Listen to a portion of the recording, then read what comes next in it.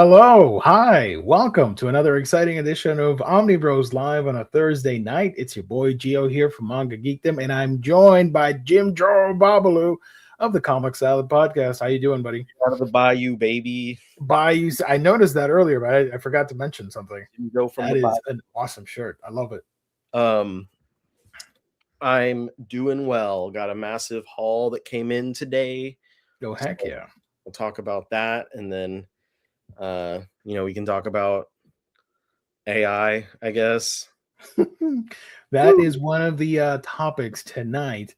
But I thought you were going to say we can talk about our lovely sponsor, InStockTrades.com, making all your collected edition dreams a reality with great discounted prices on amazing books, whether it be an omnibus, trade paperback, hardcovers, manga, you name it. If it's a collected edition, you're going to find it at InStock Trades for great discounted prices, free shipping in the US at $50 or more. And there's the loyalty discount, which adds an extra 2% off to your book orders if you make them on a weekly basis. Great packaging, wonderful customer service only at InStockTrades.com. Also, at the end of every month on the last Monday, we do a gift card giveaway valued at $50, courtesy of InStockTrades.com. So you might want to tune in for that. Let's head on over to the website real quick to check things out, which is pretty interesting. It's been a minute since this has happened, but the deals of the week are out of here. They sold out or were taken down, one of the two, but they are no longer available. It's crazy. I did notice that was it Micronauts, the Epic Collection or whatever, something like that. I may be way off on the Micronauts, but one of the Marvel books or something was taken off pretty quickly. So I assume it sold pretty fast. And now you go in today and they're no longer there. So if you want to find out, sorry, go ahead. The Hulk Return of the Monster DM cover, I know. The Hulk, yeah, that's the one. Yeah. Quickly. Yeah. That's what people were talking about on like, whenever that happens, there's always someone on the Facebook group who's like, did they ever get that? And then someone else is like, they did, it sold out immediately. Oh, never mind. I solved the mystery. The deals of the week are at the bottom for some reason. For some reason. But the Marvel stuff, it's only the Visions trade paperback, the Sleep. This one's from Image, if I remember correctly, and the one DC Superhero Girls book. The rest are have sold out. I don't know why they did that. I have no idea, but that is pretty cool. If you want to find out about the new ones, the new deals of the week, you got to tune into the Monday stream, or we will reveal it over there. I want to check something real quick before we move on from our lovely sponsor, because we usually get the thing super early, but no, we don't have it yet. Never mind. I thought Jess had sent me the thing, but no. New one. I was gonna give you guys some early scoops with the sales and stuff, but you're gonna have to wait until Monday. So there it is, InStockTrades.com, of course, with the sales happening right now. There's a red tag sale, the 24-hour flash sale, which at the moment is Best of Wits End hardcover from Wallace Wood, 60% off. And there are other sales like DC and Marvel. Those are the top 50 books at IST. Those are an extra 5% off. For example, we click on Marvel. You can see here a little bit of everything. We scroll back up and go to DC. Same thing right there. Lots of absolutes, of course. And there is a creator spotlight on Inu Asano. So if you want to get A Girl on the Shore, the collector's edition hardcover, that's an extra 5% off. Dead Demons, Good Night Poon Poon, and things like Solanin and Mujina are all discounted. And there's another creator spotlight on Clamp. So you want Cardcaptor Sakura, Magical Knight Rayearth, Tokyo Babylon, and so on and so forth. You can head on over to InStock Trades and get it for an extra 5% off. That only lasts until Tuesday, so hurry up and buy that stuff, man. What you waiting for? Go check them out. InStockTrades.com, our lovely sponsor, making every broadcast happen for you guys. Woo. Oh boy. H Field, thank you for joining. Best Mod Kane in the house. Sales are always a good thing. Heck yeah. I need to come up with a nickname for James. Sorry. I'm blanking on the nickname because I said Best Mod Kane. I'm like, what do I name James? What the hell? The man in the chair. Yeah. What's the dude from the New Gods? Metron? What was it? Metron. Yeah. Yeah. Armand Metron James. Thank you. And of course, William Lee in the house, and so on and so forth. Everybody's gonna join shortly. So thank you all so very much. Appreciate it. Thank you for stopping by. Omnibros Live. Woo! Before we talk about the topics, you told me you have a massive haul. I Jim do. I did get a small package from our sponsor, but then I got a bigger package from another shop that happens to sponsor my channel. So I'll just leave it at that. Right. Yeah. Rah. But and I also got one special box. Whoa, on sale. You got would that be considered like a press kit? I know it's not, it doesn't have the whole, what does it have? Before I'm talking out of my butt. I would say that counts as a press kit, but nice. it had a little envelope with, oh, that's totally press kit. Abrams. Hold on 1 second. Yeah. So my mic is being super funny. So apologies, chat, if I sound pretty weird. Hold on. There we go. I see a whole array of Blu-ray and DVDs in the background. That's a pretty cool backdrop right there with the media. Also, chat, I am in. I'm exaggerating a little bit, so don't take me too seriously. But I am in a world of pain this evening. My hands are hurting right now. I've been building shelving units throughout the week, and I have not finished. I was going to finish tonight, but then I remembered we had to do this stream, so I had to stop. And so I'm looking forward to that tomorrow. And right now, I think it's like a 75% humidity level. So it's really hot outside. Let me double check on that. Right now, we're looking at 80 degrees, and I think it was like 75% humidity, something like that, or 74, which is a lot. Okay. I didn't show your puzzle. No, sorry. They're kind of hard to show. We're back. We're back. I was about to. Rachel, thank you for joining. Appreciate it. What was your haul? Claspers, thank you for joining. Oh, all your books. Well, I'll get started while you gather your stuff.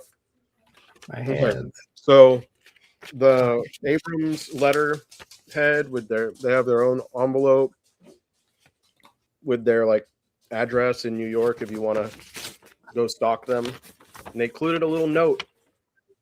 Whoa, look, dude, you gotta keep that in one of your thingies. It says, Ghana is thrilled to send you an early copy of Billy Bat Volume 1. It wasn't actually early, but I'm not going to blame them. They reached out early. It just took a few days. Created by manga legends Naoki Urasawa and Takashi Nagasaki, Billy Bat is one of the most talked about and sought after manga series of the past 2 decades, and we are incredibly excited to finally bring it to English readers through Kana. Inside this box, you'll find Billy Bat Volume 1 and a Billy Bat sticker. We hope you enjoy diving into the series and sharing it with your audience. If you post about the book, please tag, they give their info, on sale June 2nd. So as of Tuesday, it is on IST. Thank you so much for your support of manga and for being part of the excitement surrounding Billy Bat's English debut. And then the sticker is the cover for Volume 1. Oh, cool. And then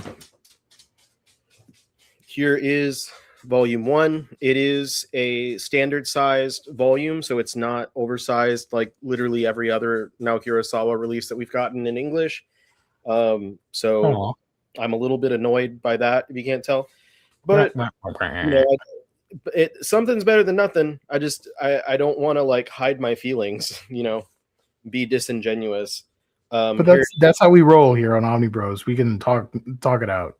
Okay. This is the cover underneath the dust jacket. It's got a gray spine, and there's the back. It's a Batman book. A Bat actor, Japanese-American Kevin Yamagata, is a talented artist whose best-selling character is a quick-witted detective named Billy Bat. When Kevin finds out that he may have accidentally plagiarized this character, he's soon wrapped up in conspiracies, murder, and mystery as old as time itself. It is not as flimsy as most of their other books that they've put out so far. There is a significant amount of colored pages in the book, so all of that is colored.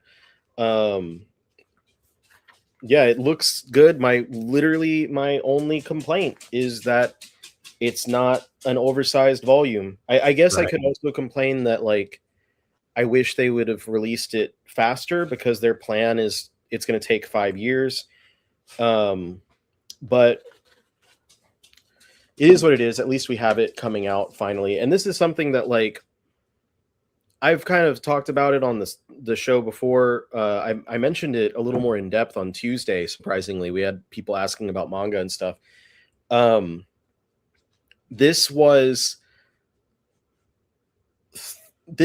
sought by several publishers who reached out to, I think it's Kodansha as the licensor, and they were declined the license. There were just reasons that they were declined the license. There was one publisher that had a contract for it that was coming into, it was almost complete. And they were basically at the last stages, and it was just, we need to finalize the contract. And then Kodansha went silent. And this was like 5-6 years ago or something, five years ago, I think, that this happened. And so I don't know what happened. I don't know the exact reasons why. And I don't know why, what happened at Kana that they were able to actually finalize the license, but they were. So this is not something where it's like all publishers in English just ignored this series for the past, couple decades. They literally just were not able to get it out. And Kana, I don't know what they did, but they, I'm assuming that Kana US, like Abrams Kana, whoever works in their licensing department is someone who probably works in licensing with the French version of Kana, and they have established connections with people, and they were able to pull that stuff together. Makes sense. Because that's the only way. That's the only thing that I can think of. So that's just book one. I spent a long time on book one of my haul, because it was exciting. It's an exciting book. What if? Sorry to interrupt. Do you remember the Tetris movie that came out a while ago? Yeah, I watched it like a week ago, actually. What if they make a movie in that style, but with the licensing of Billy Bat, and make a fake drama about it? That'd be wild. I watch that. I feel like there probably is enough intrigue behind it that they could. Yeah, for sure. Or at least a book. At least like a short dramatization. Yeah. Of it all. Then I've got Kinryo Rock Volume 2. Whoa, so not safe for work. One more, like a little side boob. Nice. But there's one more volume of that to come out after this. I'm trying to think of where I should put my stuff. I forgot that was coming out. Well, I've got this whole giant stack here. Drops of God Volume 4. I think Volume 5 is the last volume of this edition, because they're just doing a re-edition of the old stuff that they did, not covering the whole series. I'm hoping that they change their mind and wind up covering the whole thing. Either way, Go-Go Loser Ranger Volume 17. Dragon Circus Volume 0. I literally got all of these today, so don't ask me how something is because I don't know. The Kaijin Fugeki Volume 3. Nice. I love that cover. So cool. Lonely Deaths That Lie Thick as Snow Volume 2. So serious. Welcome to Demon School Irumakun Irumafia Edition Volume 4. Nice.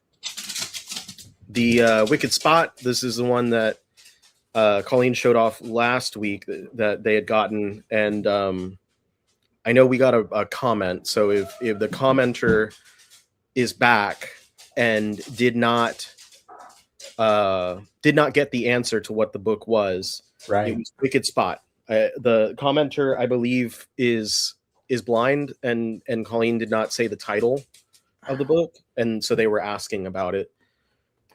Just context behind the scenes. Blue Lock Volume 30. Still no one's died, by the way. Galaxias Volume 2. I like that. The red and black. Honeko Akabane's Bodyguards Volume 9. Oh, I like that. The red and black. How I Met My Soulmate Volume, 7? You like that one? The like. Yeah, sure. Yeah. Matches my the lighting behind me with the purple and pink. Well, this one, the Magical. Oh, hell yeah, dude. Volume 1. I'm excited about this one. I want to grab that. I have a new Magical Girl series out here. Ninja vs. There's another red and black. Ninja versus Gokudo. Volume 13. What the hell's happening in that cover? Jesus. Brother, this guy has double torso. Whoa, it's like a chimera creature thing. Yeah. Or Goro from Mortal Kombat. Roar, A Star in the Abyss, Volume 4. Nice. Shangri-La Frontier, Volume 22. Tank Chair, Volume 8. Tank Chair. That's getting an anime. Yan, Volume 3 from Titan. Yan. This is the last volume of this one. And then some comics. We got Transformers, Book 2. Ooh, with the diaper. Mega Diaper Baby. Yeah, man. Look at that. He's an old man. Makes sense. In the same vein, Void Rivals, Book 2. Whoa. Is that supposed to be like a rock pig? Or what's happening there? I don't know, man. It looks like it. It looks like if the thing had a beer belly and also like a snake / pig face. I don't know. Face, yeah. It looks like a Star Fox character. Or something. Batman by Chip Zdarsky, Volume 1. Nice. I realized I still don't have the Tynion Volume 2, so I need to get that. But a Volume 2 that I do have, again, now, this is a repurchase, Hellblazer by Jamie Delano. So now I am ready. I've repurchased the 2 Jamie Delanos. I hung on to my original copy of the Garth Ennis volume. Nice. And now I'm ready for the Paul Jenkins volume that's coming out soon. This one I already opened because I was so excited about it, and that is Hulk Return of the Monster. I figured. This is the Bruce Jones run with art by John Romita Jr. and Mike Deodato, and my pizza's ready. Yeah, baby. What's pizza? Nice. Let's go. This is one of my favorite Hulk runs. I will say the first half is a lot stronger than the second half, but I love this one. This is like if you were a fan of Immortal Hulk, this is the run that did a lot of that, like bringing horror in. Laid the groundwork for what was Immortal. Yes, sort of. But less of the like body horror type stuff, and it was right. very cool. I really love this, and this was like towards the top of my list of like most wanted Omnis for a long time before it actually got announced. Nice. Because for a long time it was not even in print in any edition whatsoever, and it was also they released I think 2 maybe 3 oversized hardcovers for that run, and they never released the latter part of it. So there was no full oversized edition, but now we have that, and I love. I think it's a Carrie Andrews cover. Yes, Carrie Andrews. I prefer this greatly over the DM cover. So I Thank you. I was just about to ask because Jess did not like the DM cover, and I didn't like it either. I think the DM is the Deodato where he's like splitting it, right? Yeah, I'm not a fan of that one. It's not great. And then Daken Dark Wolverine Omnibus. This is a big boy. Whoa, I didn't know it was so thick. All of the Daken material that you could ever want. It's got Wolverine Origins 11 through 15. That's where Daken first appeared. And 47 through 48. Dark Wolverine number 75 through 90. Daken Dark Wolverine number 1 through 23 and 9.1. Dark Reign the List Punisher. That's where Daken chops Frank into pieces and he then becomes Frankencastle.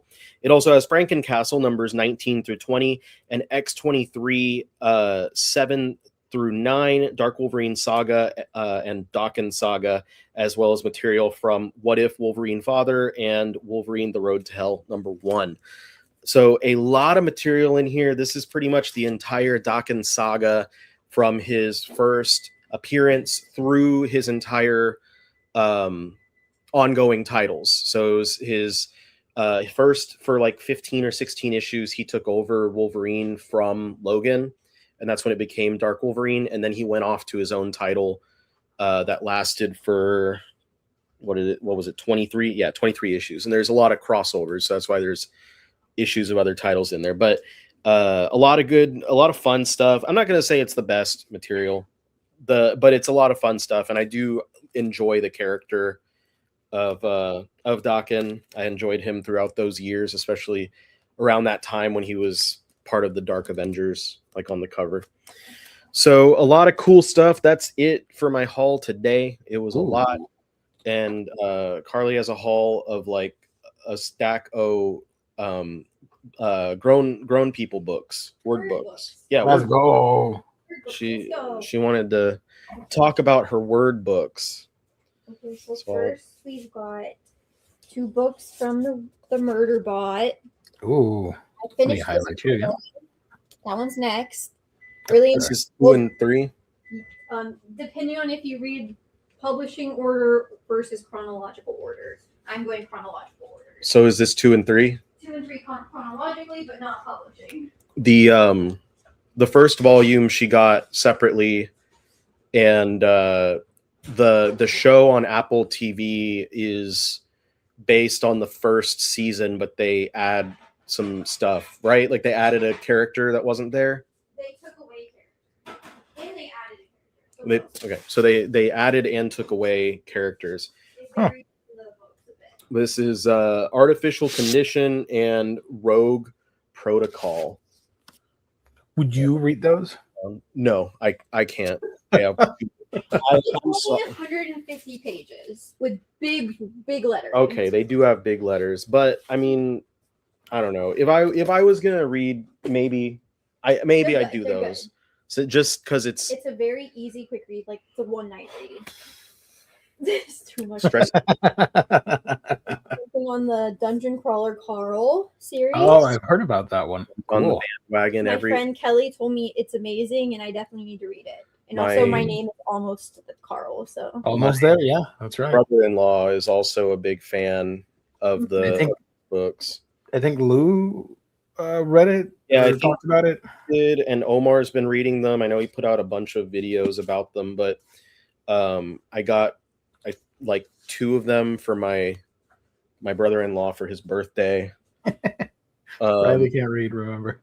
Jim Joe. I can't. Calling you out. Anxiety Land by Gemma Correll. It's like a comic type book. It's a graphic. It's got pictures. Oh, that's cool. It's got great reviews, so I'm excited to read that. And then I'm on a Arthurian literature kick right now. So most of the rest of this I love stuff. Arthurian everything. As Riley knows, I've made him watch a lot of stuff. So It's tough because it's not my favorite. So but she Okay. sits through a my lot favorite. of stuff that I like. So I have to Compromise. That's okay. I watched Doctor Strange Multiverse of Madness. So Yeah. Well, that It's a wasn't fair because trade. of me. That was because of Sam Raimi. oh, that's true. That was Sam that Raimi's was not fault. my fault. So starting with some classics, we got the Once and Future King. Oh. That Riley would hate to read that. It's very small writing. Oh yeah, I'm getting flashbacks of reading that type of book in Mhm. school. And Yeah. then we've got The Mists of Avalon, purchased secondhand because that author's a terrible person and we don't support them. I think they're dead though, so So still don't support them. Yeah, even if you bought it firsthand, they're still not getting money out of it. This But is also someone small is. text. They're a terrible Someone person is. because they wrote all those words with no pictures, And also defended pet. and also defended pedophiles and stuff. So This one's just like it's called the Arthurian Companion. It's just an encyclopedia of like all the names and places and things you see Wow. in literature. second edition. It's not a. Don't worry, it's not a valuable book. It's not. We don't have to put it in a. We don't have to slab it and get it graded. CGC it. Yeah, send the novels out. Do people send novels to CGC? They're starting to send Blu-rays, We've got which is Queen of stupid. Camelot, which is the first Arthurian literature novel I ever read in high school, like in 9th grade. And I really liked it, and also it just has sentimental value. And funny enough, my original copy of this was one of the books that was stolen. Yeah, she had a box of books that were So that stolen was out a of the bummer. storage also. Oh, I didn't know that. Yeah. This one's called The Bright Sword. I've never read it. Excited to read it. It's got I like the cover. supposed to be good. This one I took the dust cover off because it was stupid, and also the book cover just looked way cooler. This is the Once and Future Queen, another more modern one. It's got very cool edges. Oh, look at that. That's beautiful. Cool. This one is actually a trilogy, the Merlin trilogy. Despite looking like some kind of Jesus Christian cover, it's not. I promise. It's about Merlin. It's about murder. But the cover itself is just plain black. But I'll store it without this weird dust jacket because that definitely looks like some kind of Jesus iconography, and we don't have that in our home. The most biblical thing we're gonna have is the Absolute Preacher volumes. And then my favorite thing I bought, I'm reading it right now, is Between Two Fires, a medieval horror novel. So perfect intersection of my interests. So And that's- excited about- and then it's gotta show me inside. Oh, I didn't know.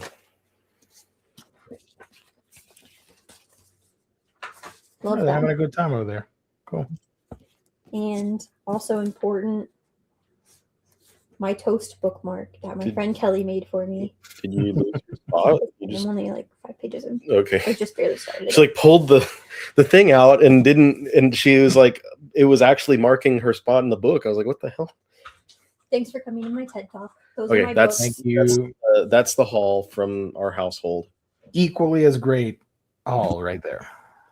Thank Oh, you. I also since we're at the movies Oh yeah, right now, you hauled some new movies. I hauled. Part 3 of the haul. Get ready. guys. I found a couple things. I'm just going to show these two because I don't want to dig through everything else. But I have a goal. It's not something that I'm doing. I'm doing it in passing.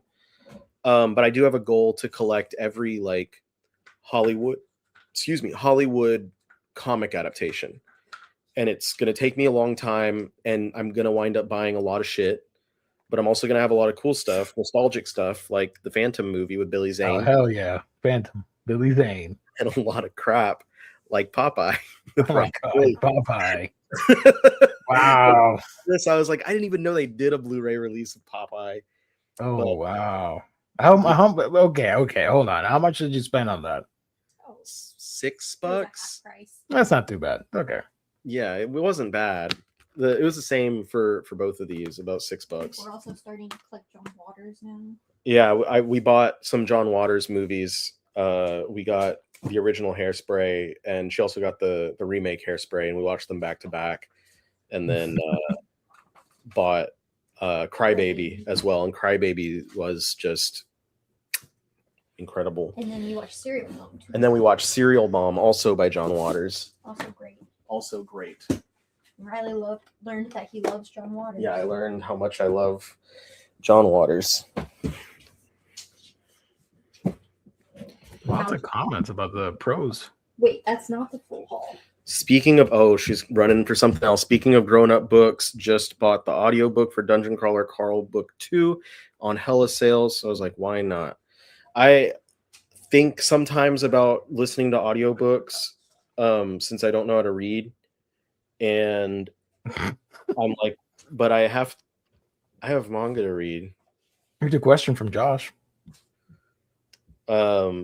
The Arthurian legend known as the Demon, but I think you mean by Jack Kirby. Jack Kirby's The Demon. Oh.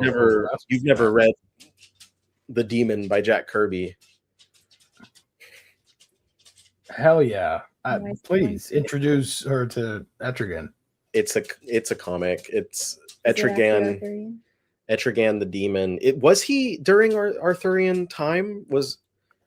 He did interact with what's her name? With in Demon Knights he was interacting with like Morgan Le Fay, but that's DC's version of Morgan Le Fay. And I don't. That's still Arthurian. She's straight up from Arthurian legend. But he speaks in rhyme.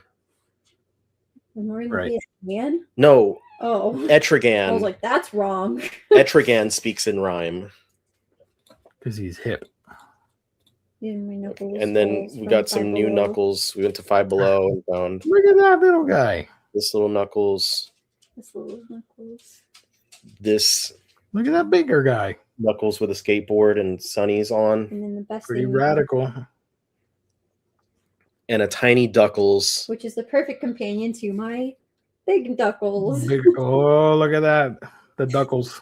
Hashtag Duckle. Hashtag Duckle. We don't give a fuckle We had a unless good it's Memorial Duckle. weekend.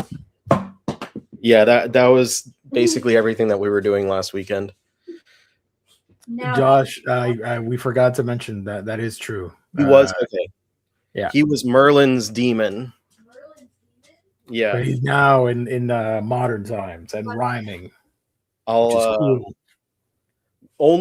but we're only getting the Garth Ennis version in this house. Garth Ennis is the demon. How do I get nice? There we go. Now you can see me. The Knuckles Shrine grows.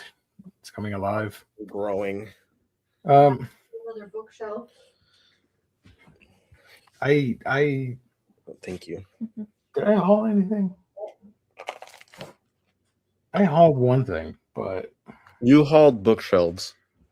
I hauled more. Yeah, true, but I did get one book, two books. One of them I can't show on screen. It's a little. Uh-oh. It's a little NSFW. The other one I can show, and it's the IDW Sonic Collection hardcover, Volume 6, with one of my favorite covers. Hell yeah! So really happy about that. And it has a bunch of cool covers. Yeah, look at that.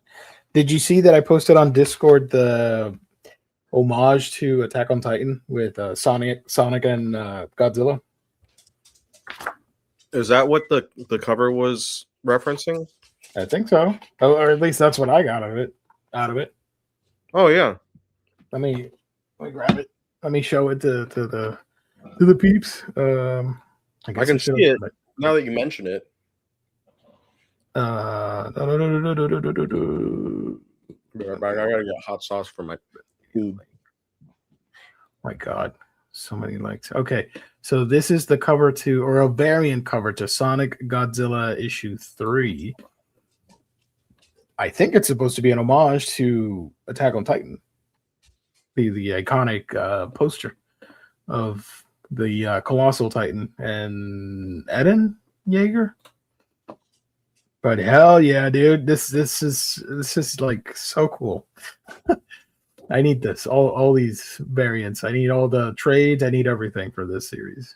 It's like an unexpected mashup of all the things I love.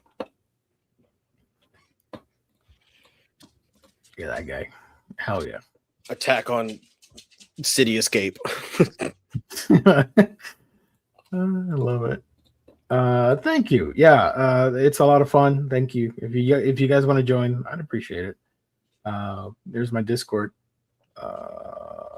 This is very cool. Thank you. I did all these Sonic. So I wanted to show a cover here that I thought was pretty cool. Let me find it real quick. I have not read this material yet. I'm a little behind on my Sonic, but that's okay. That's how we roll. The hell's the cover? Oh yeah, I did show it with the tornado. I like that cover. The plane, the biplane. I missed an opportunity to own a toy of the damn plane, and it was going for like $12, something insane like that, and I didn't grab it. And it sold out extremely quickly on Amazon. And now I think it's sold out. You can't get it.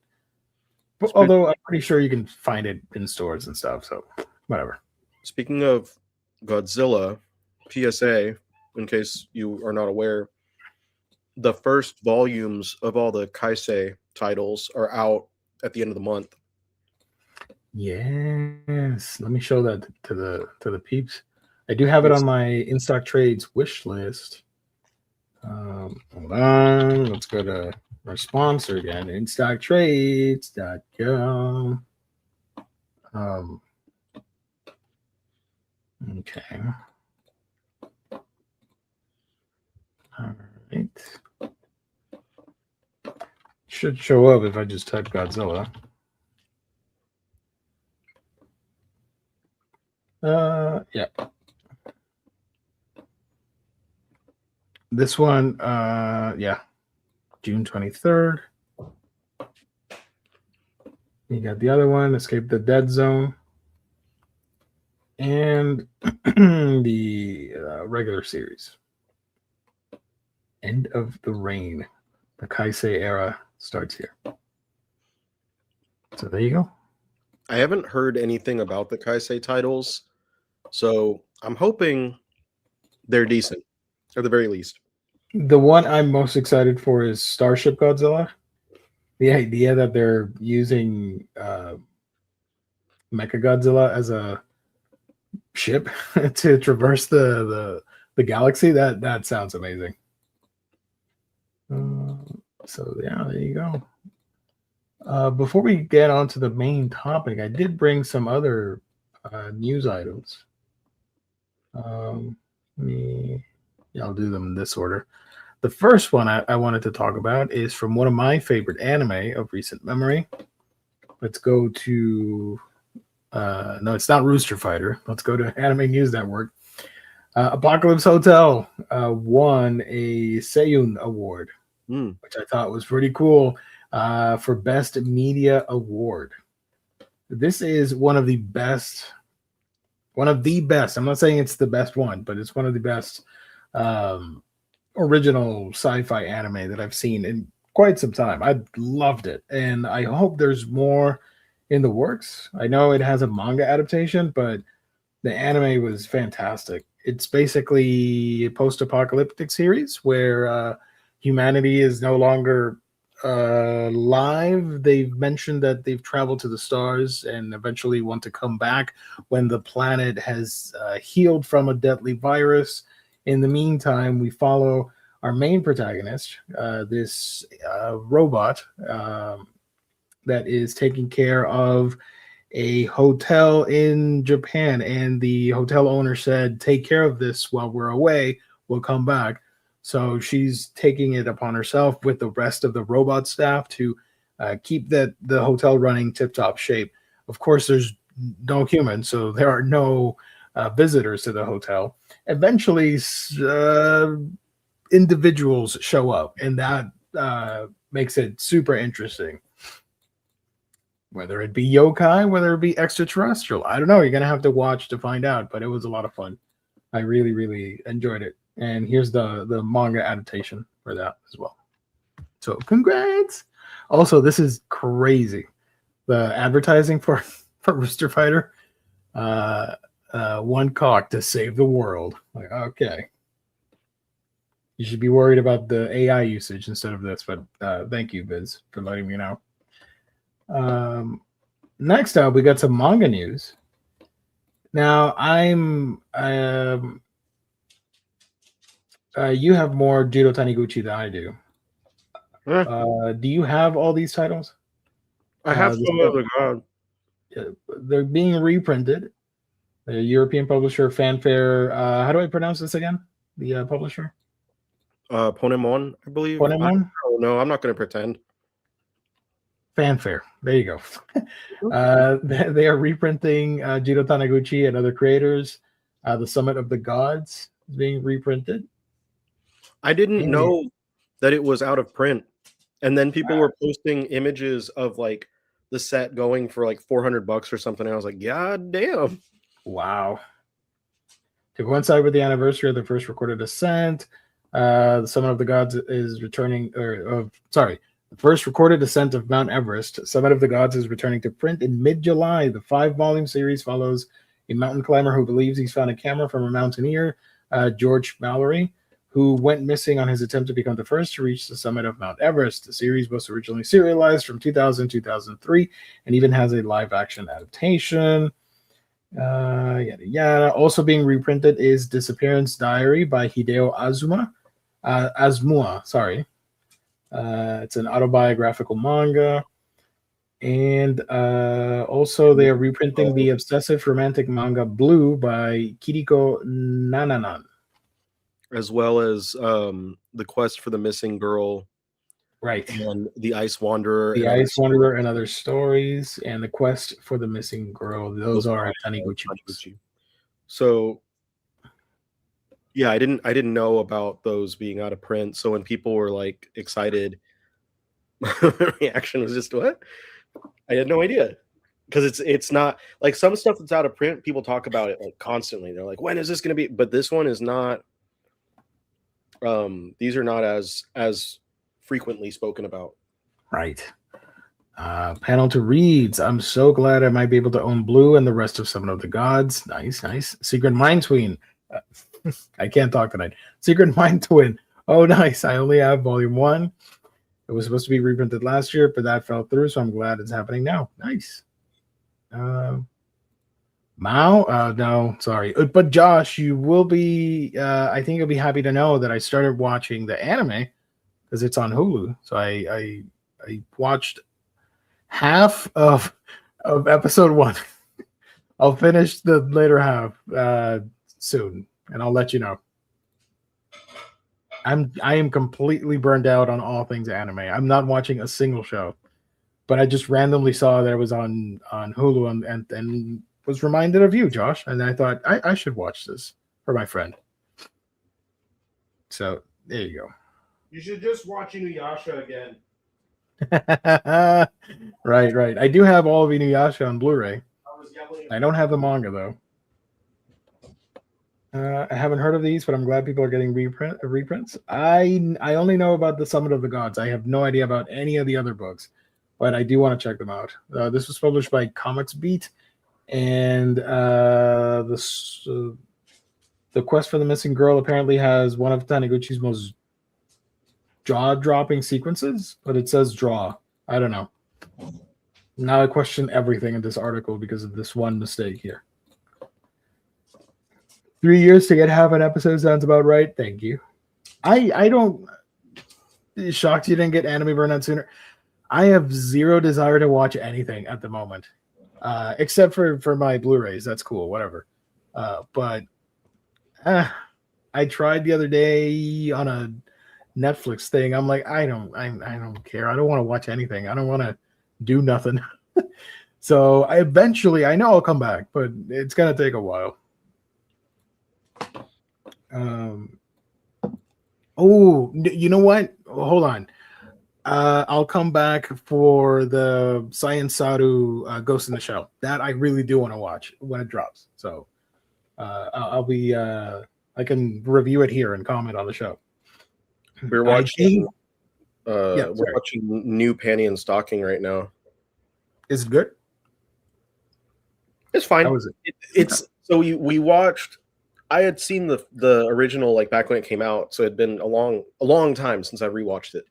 Yeah. And so we watched the original one over the past week or so, and then we started watching the new season last night. Watched about half of it, and it's fun, but it's weird. Like they changed voice actors for like every character. Nice. The dub. So it's kind of odd to have like Okay. every voice be different all of a sudden. Like when you just watch the original and then go to the new one, it's like, why are they all different? I understand Garter Belt at the very least because they moved from Chris Sabat to I don't remember the new voice actor, but they got a black voice actor to voice Garter Belt, which made a lot of sense. The rest of them, I'm not sure why they shifted. There might be a reason. I don't know. You gotta come back for Witch in Mongol.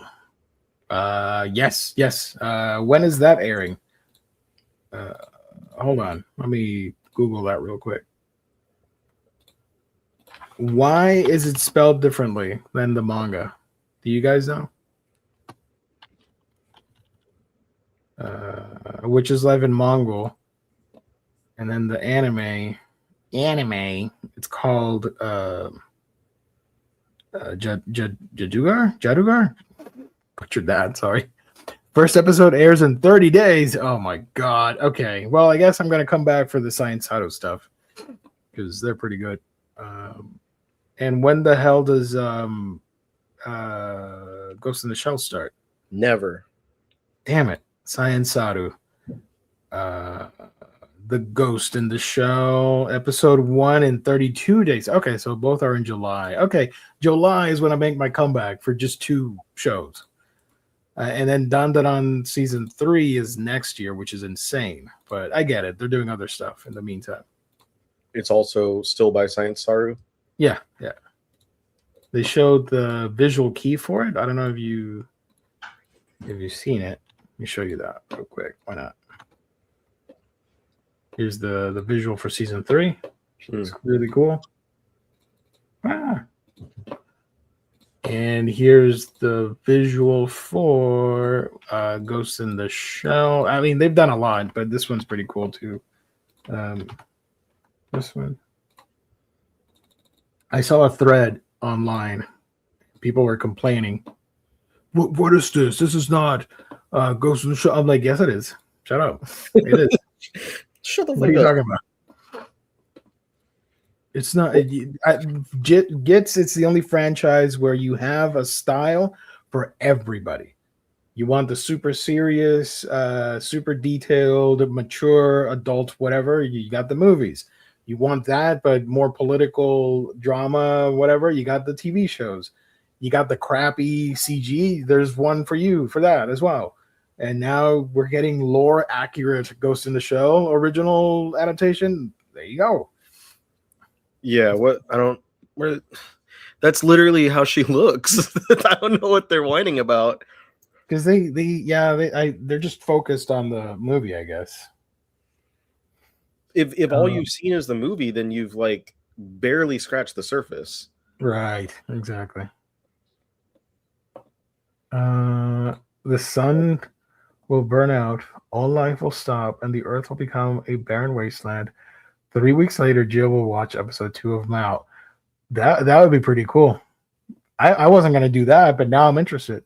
So there you go.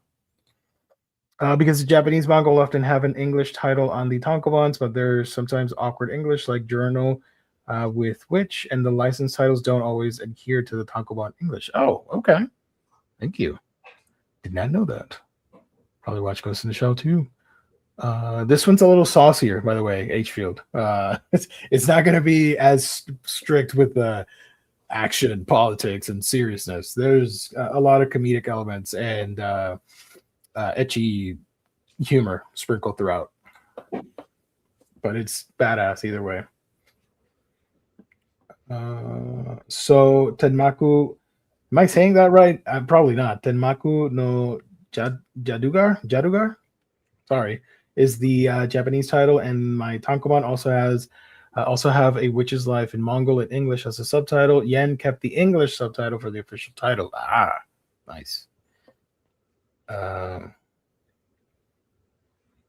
Yeah. By the way, speaking of Ghost in the Shell, I'm jumping all over the place. So that's okay. You guys know that about me. I gave Jess my copy of the old copy of Ghost in the Shell for the express purpose of reviewing it on here because he said he was interested. I don't think he's going to get to it in time for the show, for the anime. We'll see what happens a month from now. But he said he has it on his reading pile, so fingers crossed. If you see Jess somewhere on internet land, let him know to read Ghost in the Shell so we can review it here on a Thursday. Jadugar is a Farsi word for witch, by the way. Okay. Interesting. I'm learning a lot tonight. Thank you. What the hell am I doing? Oh, and this is the final thing. This is the visual for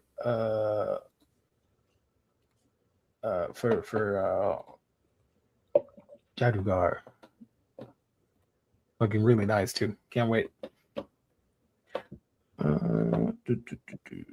Next up from Manga Mavericks, they teased. I thought that was funny that you guessed it. They teased a new manga. They were like, the clue is Japan. I'm like, that is the wildest clue. It could be everything. All the manga. Immediately, I was like, Brothers of Japan. So I explained, but in your Discord, but just in case for anyone else. So Varun, VLord GTZ, I believe is his name on like Twitter. He posted somewhat recently. He was talking about like, we're gonna have a bunch of licenses. We'll do like one every week or something like that. And he was talking about how the one that we're gonna announce next week or whatever is extremely exciting. It's I believe he said like it's a big creator that we are so excited that we get to publish one of their works, and I think he said like we're not even sure how we got to license this. Like there's such a big creator. And then they have Zach from Uchu Shelf was posting about it because he is the one who did the cover design of like the logo and stuff. And he said before the announcement, he was like, I'm so excited about this one. I'm so thankful that they let me work on this, or whatever it was that he exactly said. And he's a huge fan of Matsumoto. Right. And so in my head, in the back of my head, I was like, they probably have a Matsumoto work coming. And so when they said, like, this is the big one, here's the hint, and they put the little Japan thing on there, I was like, Matsumoto has a book that's something Japan. And I ran to his page and looked down his bibliography, and I found Brothers of Japan. And I was like, that's the one. If it's not this, I'm it has to be it. I was like so confident. So I posted it. I was like, it's this one. And I posted it on Twitter. And Varun said that when he saw me guess correctly, that he bust out laughing that I got it. I was like, it was just like somehow I was able to deduce from like the littlest context clues. It was so funny that I got that right. And I'm sure that there's like someone out there probably thought like, oh, he talked to them and he leaked it. Like I'm sure the first thing in my mind, like I never like to guess on these things because I'm always afraid that people are going to think that I'm trying to leak something that I know. And I've never leaked anything that I know. I have never done so. I will never do so. But this time it was legitimately, I haven't talked to them about anything that they have coming at all. Right. Not to assume that they would tell me if I asked. That was just a smart guess. Yeah. It was just a really, really good guess. So, yeah, Taiyo Matsumoto's Brothers of Japan. The company shared a message from Matsumoto. I'm very happy that English speakers will now be able to read Brothers of Japan. As I drew this when I was in my 20s, it contains a lot of my own immaturity, which is embarrassing, but at the same time, it also contains soft and painful expressions that only young people can draw, and I'm fond of it. I hope you all enjoy it as well. I'm sure. The Brothers of Japan short story follows two brothers who dig a hole to reach the other side of the world. It's an anthology book, including other stories from Matsumoto. Oof. I like the cover. That's cool. I'll get it. I don't own all of Matsumoto because I didn't have space. But I love me a good anthology and short story collection. So this one's a no-brainer. I'll grab it for sure. I own all of Matsumoto except for Blue Spring, I think is the one that VIZ published back when they were still doing the Editor's Choice line, which I think preceded Signature. And that's the only thing that I don't have of his, I believe, that's published in English. So I will definitely be getting this, and I'll still hope that VIZ will reprint Blue Spring at some point. I think I have the old version of Tenkon Kinkrit. I never upgraded to the new one, to the anniversary edition. I have number 5. I have what's the one with the kids, the orphan kids? Sunny. Sunny. I have Tokyo These Days, 1 or 2 of the volumes. I don't have it all, and I think that's it. Yeah, you need to get the other stuff.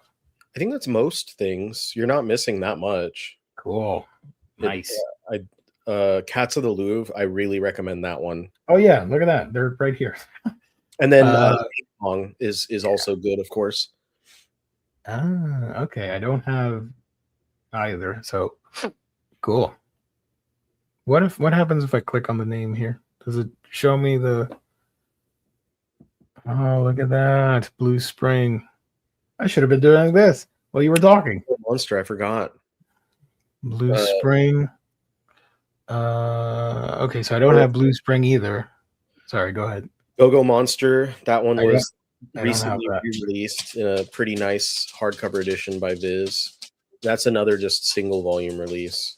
I don't have that. What the hell is this? Hana Otoko. There we go. Cool. Number 5, I do have Ping Pong. Straight. What is straight? Oh, baseball. How are y'all doing? They're sharing their love of Taiyo Matsumoto as well. Okay. Tenkon Kinkrit, I know the 4K Blu-ray is coming out soon. So they were doing like a theatrical re-release. Yeah. No one's messing with you. No one's messing with you. What do you want? I don't know what they want. I don't know. Hey. I don't know. I have no idea. Hey, what? Come over here, man. I also have everything Matsumoto besides Blue Spring. Nice. Cats of the Louvre is great. I ordered, so I found a copy of Blue Spring a while ago on like eBay. When I say a while ago, I mean like 2017 or something, 2018. And so I found a copy on, it was eBay or Amazon. I ordered it, and the tracking said that it got delivered, and it never got delivered. And it was like the one thing of all the things that I could that could have happened, because it was like for a stupid good price. I was like, I can't believe I've been looking for this. Even back then I was looking for it, and I found it for a really good price. And yeah, the tracking was like, this has been delivered. It didn't get delivered. And then I like reached out to the seller, and they're like, that's weird, give it a day. And I gave it a day, and then I reached out, I'm like, it's still not here. And then they gave me a refund and stuff on the item. So, and I like, when I say I got a good price, I think it was like $15-ish or something. So I was very upset that I didn't get it. It'll happen again. You'll get it. What was I gonna highlight something here? Oh, this is because of Gits. I'm like, what is happening? And it's Ghost in the Shell. I wouldn't be shocked if most of the people complaining don't even know that's a manga. There's a manga. They think it's a movie original. Yeah. A lot of people on any social, not just the one. And you might be thinking, oh, that one, of course, because they suck over there. All the social medias, people are dumb everywhere. So I see that all the time. One of the best things that I recommend is not interacting with any of the fandom of the things you love. You will live a happier life. Trust me. I never go into comments of anything. I don't care. But for this, out of curiosity, I went in. I'm like, yeah, okay, that checks out. People are dumb. It's really funny when you are separated from a fandom of something, and then you, by chance, like something pops up in front of you, and you look at it and like not interact, but like you read through comments, and just to see like how people are about something, you're like, yeah, it's the right choice for me to stay away from being part of this. Sometimes it happens to me because I'm excited about something. What was the thing I was really hyped about the other day? Oh, Star Fox. I'm 100% on board. If you don't like it, that's cool. Whatever, you do you. I'm really pumped about it, like 110%. And I saw a clip, and they showed Star Wolf doing their thing and the new voices and stuff. I'm like, oh, that's so cool. So I was so naive that I forgot that I was online, and I jumped to the comments just to pump myself up with other people that were loving it. It was the most random assortment of people hating on it and talking, blah, blah, blah. I'm like, okay, I'm out of here. And then I left. It's like any comic that I like, when I see people start talking about it on, and it's not, I don't get this whiplash as much with manga, but comics specifically, when I see it pop up on Twitter, people talking about it, I'm always like, what the hell is wrong with y'all? Like, and some of them, they just don't have any literacy, like media literacy with the stuff they're looking at. And I'm like, either that, or I don't think they're actually reading the stuff that they're talking about. And because the boys wrapped up recently, one of the common things was talking about Garth Ennis, and a lot of people talking about like, Garth Ennis hates superheroes. Garth Ennis. Oh, I remember that. Yeah. Okay. And I'm like, no, he doesn't. Like, that's not what The Boys was. The Boys was not his like shitting on superheroes. It was an indictment about the way that the big two, like publication of comics at the time, was pushing their writers to do certain things and write certain types of stories with their characters, and the way that they treat their characters, because they have that ownership over it instead of them being creator owned characters. And that's what he was really like. That was what the commentary was about. And now, because it's become such a common thing, like he kind of leans into it, like wink wink nudge nudge. And so he did a Batman story not too long ago, Reptile, that was meant to be I think it was actually going to be with Steve Dillon is what I read, but then Dillon died, and so it got pushed back. But so he did it, like, I guess, for Dillon.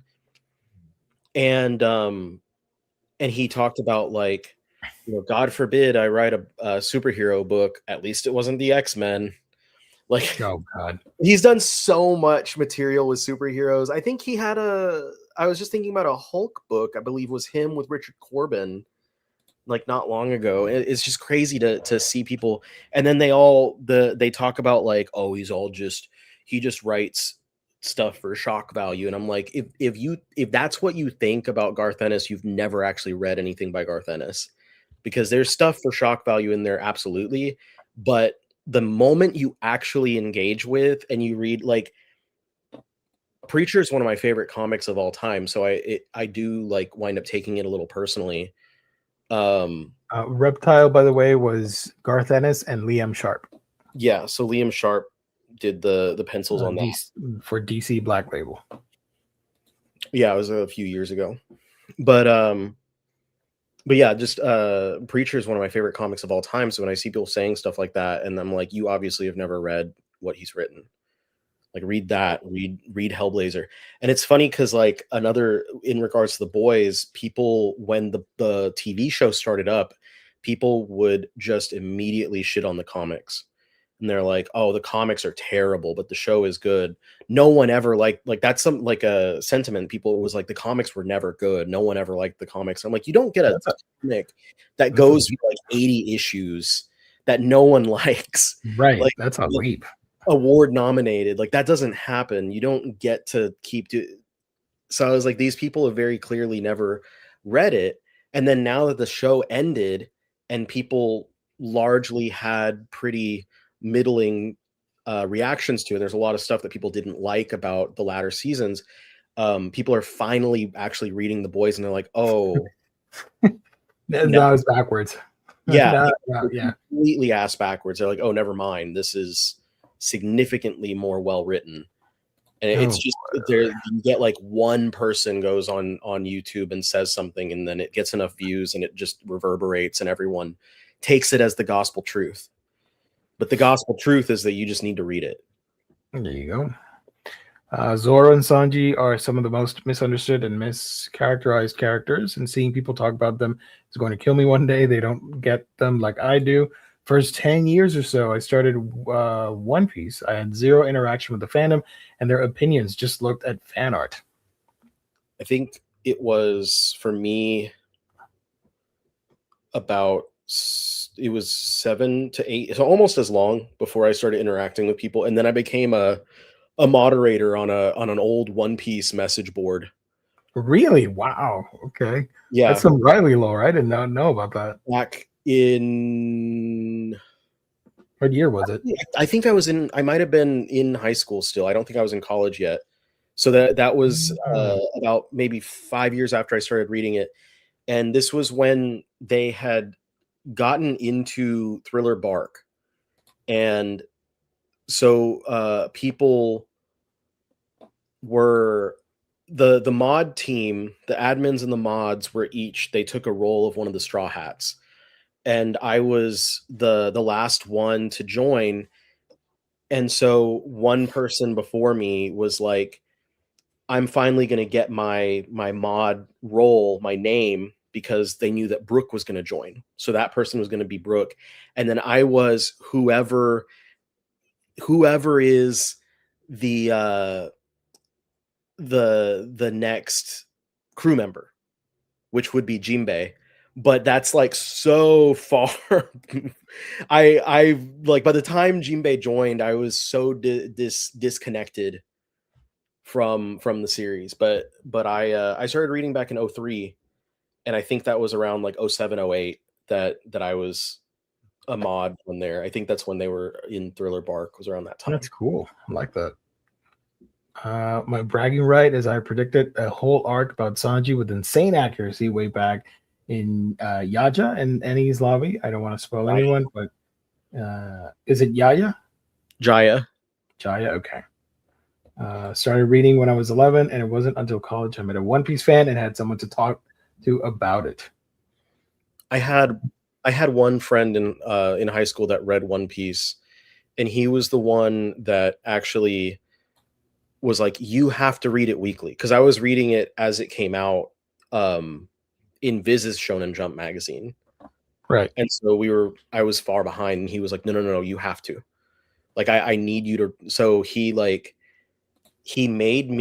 burned a disc that had every chapter of the manga on a disc. That's awesome.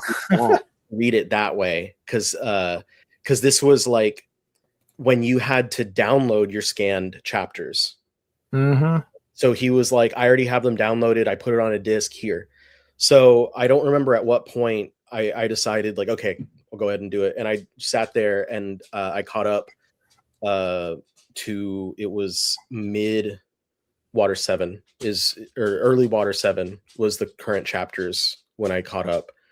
And it was, I think I've mentioned this before. It was really funny because he thought, he was like, you have to read, like, they're going to get a new member. He's going to be their shipwright. And it's going to be this guy that uses ropes. And so he thought that Polly from Water 7 was going to be the Straw Hats shipwright. And like, in retrospect, when you like, it's so obvious that it's going to be Frankie. Like, before you even meet Frankie, it's very obvious, like, just the pattern of what the series takes.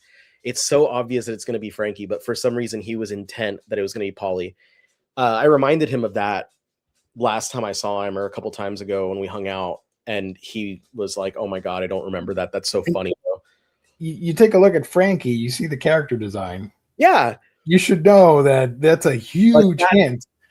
That's a main character right there. Right.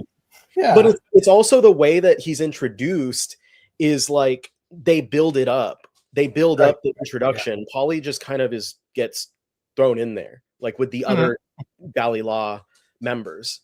But Frankie gets the grand entrance, and Frankie comes in as like an antagonist, and then he redeems himself. And of course, at the point that we were at, he hadn't, I don't know that he went through the whole, because we were at the beginning of Water 7. Okay. So I don't think we got the whole like arc of Frankie just yet to see him like turn around. But it's really funny thinking back at that stuff. Oh, in retrospect, sure, but I thought it was Polly too. Okay. We're all in emotional distress in Water 7, to be fair. Yeah, there was a lot going on in Water 7. Okay. Going back to the topics here real quick, before we continue with One Piece. A brief break from the topics, because we're about to get to the heavy stuff. We got one more that's pretty cool. Oh, okay. Is it Beguiling? BDP Press. Beguiling. Okay, sorry. BDP Press licenses Baton's The Golden Fly manga for release in English. The official X account for the Canadian comic book store announced on Tuesday that its in-house publisher BDP Press will publish Baton's The Golden Fly Kinbai manga in English. The company launched a Kickstarter crowdfunding campaign to help fund the print release of the title. The campaign ends on June 22nd. As of press time, the campaign has reached $2,000. The goal, what the hell's the goal of its $577 goal? Okay, damn. I'm gonna take a look at the Kickstarter here. Help publish Baton's Golden Fly, newly translated Dojinshi The Golden Fly for English readers. $2,885 out of 575, 186 backers so far, with 17 days to go. You can read all this if you want. I'm not. It's a lot. We are printing it in standard Japanese Dojinshi size B5 in original Japanese reading format, left to right. 80-pound stock with a full color. Okay, cool. For all you book nerds out there, this is fantastic. I'm skipping it though. Your monetary support goes directly towards the sprint run for the Golden Fly. Beautiful edition, blah blah blah. There we go. So yeah, what do you think of this news item? I think it's pretty cool. I think it's real cool that they were able to blow past their goal pretty quickly. Are they offering any rewards? Is it on the side? At this level, you get the book. It's as simple as wonderful as that. A copy, blah blah blah. Cool. But is it digital? No, physical. Yeah, probably digital. You get a copy of the book as well as our 2 TCAF Dojinshi. Sure. And all the other titles, if you do the $30 pledge, okay. 33 gets you the Golden Fly and everything. That's not too bad. It's pretty cheap. I thought it was gonna be more. It's gonna be like $100. For real, you get a lot of stuff for $33. Ships anywhere in the world. Oh, don't tempt me with a good time. I'm interested. I know that you have to pay the shipping cost, and since it's coming from Canada, it might be a little bit more Oh pricey. yeah, But definitely. the products itself seem like so much, so cheap compared to what they could be, that shipping cost isn't really a deterrent. The lowest here is $8, and you get the book, the copy of the book. Just do That's that pretty cool. instead of buying a meal at Taco Bell, and you're set. Sacrifice one Discovery Lux box from Taco Bell, and you're good to go. So is the chat excited for the Golden Fly? I love Baton's art, so I'm interested in reading this. Saw on the Kickstarter that they had some sort of Matsumoto Zin bundled with the volume. God damn. Okay. Supported the Kickstarter. Love to see more Baton. As far as Jaime, thank you for joining. As far as manga Kickstarter campaigns go, this one's a bargain. Absolutely. When like the only ones I've supported are the box sets from Skybound that are like $300 each. And I've done 2 Kickstarters in my life. The first one was a failed one that supposedly is going to happen in 2026. I don't believe it, but whatever. Somebody was making a original graphic novel that was like monsters, like werewolves and mummies and stuff, but it was like a grease hair era, grease monkey era from the back in the day, and it's sort of like Archie vibes with the monsters and stuff. So I thought it sounded pretty cool. So I backed it, and never happened. I think there's years of lore of what happened to that Kickstarter and explanations from the creator. Stuff happened. I guess the money just no longer exists, but they're still committed to it. And I recently got an email like 3 months ago that they're finally sending everything to the printer to make it happen. I'm like, whoa, okay. It's been like 7-8 years, but thank you. And then the other Kickstarter was for a Peter David documentary. At the time, obviously, he sadly passed away. The documentary was to cover his medical expenses. So I pitched in and I got the documentary DVD. And one of the perks was a poster of your choosing to be signed from an iconic cover for a Peter David book. So, of course, I chose Aquaman. So I have a signed Peter David Aquaman, even though I never met the guy, unfortunately. But that is one of my prized possessions when it comes to comic books. So I'm really happy about that. So those are my experiences with Kickstarter. So I don't know, but I think this is pretty sweet. Anywho, moving on to something a little bit more lamer.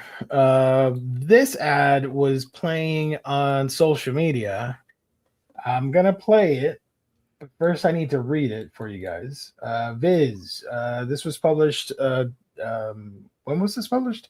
Yesterday. June 3rd. Yesterday. In the afternoon. Okay. One of the most anticipated manga in history. Okay, that's a far-fetched. Okay. Is finally here. Check out Kingdom. I thought, yeah, cool, whatever. It's one of those ads. I don't care. Could advertise any yokai book. I wouldn't care. So I'll play it without the sound, I think. Because that's how both of us experienced it first. Right. I saw it on my timeline. Somebody retweeted this, and I thought, okay, it's kind of funky, kind of lame. But like an old film sepia filter running throughout. Comment section. What is this? The back portion of a YouTube video? I don't know. They're pulling like comments from Reddit, and that's how both of us experienced, because we talked about it before the show. We both experienced it the same way with no sound. And so the reaction was just like, it's kind of a shitty ad. And I was like, it's kind of a dumb ad, but at least they're doing something. Like they haven't done barely anything for Kingdom. 5 months in, 5 volumes, 5 months in. We have 7. Volume 8 comes out this month. Oh, we have eight 7 8 months in. Sorry, my bad. Yeah, and it's one of the funny things is that I noticed when I watched it before sound. One of those comments specifically mentions how they I don't remember which one, but one of the comments mentions that they read the scanned chapters. And it was funny because Viz was the only publisher that promoted the Japanese government's whole anti piracy thing. Piracy, yeah. They were the only one, and then they're putting out an advertisement that specifically someone says like, I read 700 something chapters on wherever, and I was up until 1 a.m. because I was so addicted to reading or whatever they said. And Oh my I just God. kept it to myself. That is so embarrassing. We didn't read. Neither of us saw it with the music, and then Fatima, if you're still watching, Fatima, I'm sorry that like I feel like I gaslit you because they were like, I'm not crazy, right? I was, yeah. I didn't know because they just like they sent the link and they were like, this is a pretty like this is AI, right? I'm not crazy. And I was like, I don't think so. I think it's just a shitty looking ad. And then Steph commented a little bit later and was like, no, that's absolutely AI. And then I was like, what are you talking? And I clicked the link because I was gonna like look at the background, and because I was like, is it like AI generated background or something? Did I just not notice that? And so when I clicked it, it opened it up in Instagram with the music, and that's where it was then very obvious. What is supposed to be happening here? Why is it going back and forth inside of a scroll or something? But I do want to read something real quick for the comments here. Ever wonder what a manga would be like without nonsense filler and every damn chapter hypes you up? Read Kingdom. I mean, no manga has filler, my dude, person. What are you talking about? Blah, blah, blah. Okay. Its greatness is immeasurable and it still keeps getting better. Okay. The supernatural moment when somebody resurrected to whatever. Okay, I don't care. That's a lame comment to highlight. Blood. It's blood? Yeah, blood. It's and it's from a deleted user. Nice. In its peak in 2023, I read 756 chapters in a single month. I was so addicted to it. I spent 4 to 5 hours reading it on my phone, even staying as late as 1 a.m.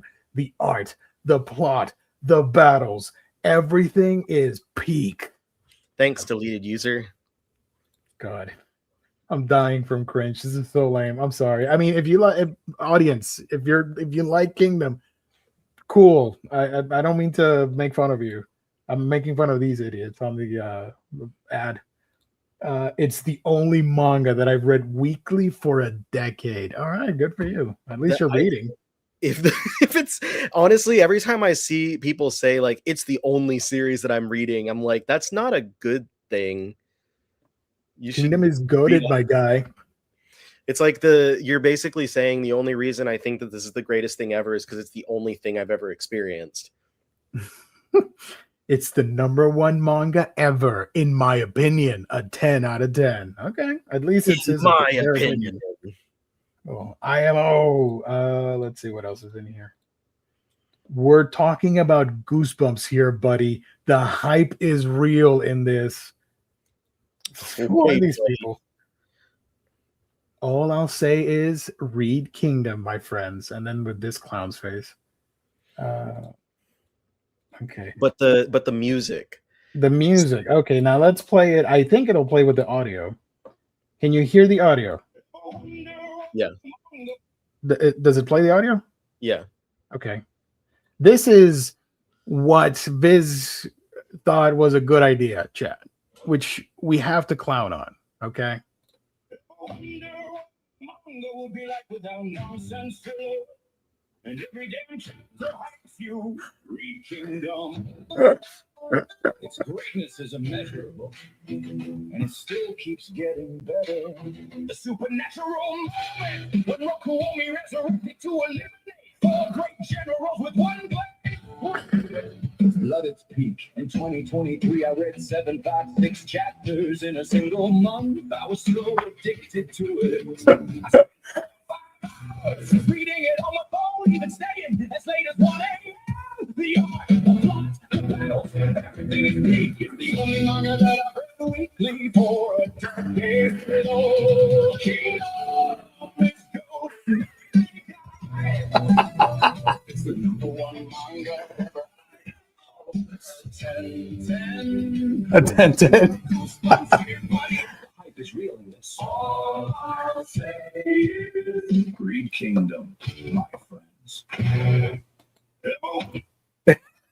I didn't realize it was actually reading the damn thing that I read and making mistakes like 10-10, emo. Okay. Yeah. Yeah. And so that's, I didn't read it, or I didn't watch it with the sound. And as soon as I turned it on with the sound, I was like, oh God, oh no, oh no. And I was like in disbelief that they would do that. I like benefit of the doubt. I was like, there's no way. There's no way that they would. And they absolutely did. It's so unlike everything we've seen from everybody. That is not the norm. What is happening? And what I commented is that if you wanted to make this style of promotion, which sucks, but whatever, if this was your like, aha, we're gonna get them with this, at least there's free stock music that you can use. Yeah. You don't need a voice thing to read stupid comments. Just highlight the comments in a bigger font so people can actually read the damn thing and say like Kingdom, buy it now or whatever. It doesn't need any dialogue. So I don't know whose idea was it for the social department thingamajig to be like, you know what would be cool if we have an AI generated voice read out messages from threads that for some reason talk about piracy, but whatever. I was immediately just like, you can easily just have someone read it and like read and record their own voice. Or somebody could have done that in the studio, whatever the hell. Because they are, as far as I'm aware, they're not remote. They might have some hybrid employees, but they do work on site at their offices. So they have like a studio where they'll record videos and stuff, and they could have easily sat down and had someone read this stuff. It was not proofread at all. Or no, not at all. They didn't. It's so bad. I don't know. I don't know if they have like a chain of command that they have to do when they submit this type of stuff. People like to say stuff about like social media intern. I don't think they have a social media intern. I'm pretty sure they just have, it's just normal full-time employees and like management and stuff that do this stuff. And I don't know if like the associate or whomever that does stuff, if it was like associate level employee that did this ad, if they had to put it up to management to get it approved. I don't know. I don't know if they have to do that, because I know some places their people can just post whatever they want. And I don't know if that's the case at VIZ. I have no idea. Idea. It reminded me, sorry to butt in, it reminded me of when management says like, yeah, take care of it. And then you're like, oh, I'm late. There's only like a day for me left to post this. I don't want to do this. Oh, look at this AI thing. What if I do that? Let's do this. And then this is what we got. Also, in this video, the main thing that you want to highlight are the covers of your damn manga. Why is it so small? And the rest of the video is this stupid scroll going back and forth. At least whiten the JPEG of the covers of the damn book. I know some publishers or license hold, like Japanese publishers, they don't want you to obstruct or change the image, so they might not have been able to like put the words and stuff over the cover itself, but they still could have Oh, sorry. increased the size of the covers to Well, make it yeah, but look at all this real estate space here. yeah Come no on, man. exactly. There's a lot of space there that they could have utilized and then put if this was the idea that they had to go with, at the very least, just have someone record their own voice. Don't sing it. Just get some royalty-free music. Mm-hmm. And then what was the prompt? I've been thinking about that all day. Like this is what I think the prompt was. And this is from someone who's never used a chat GPTs. I've never used an AI's. So this is what I thought the prompt was. Make an epic sounding song and use the words from these comments as the lyrics. Yeah, you can And say that. You can tell it that. And make the instrumentals vaguely East Asian, kind of Chinese. That's what I think the prompt was. Or like, yeah, or take these comments and read them out loud as a song or something. It's giving Americans beat the song. Okay.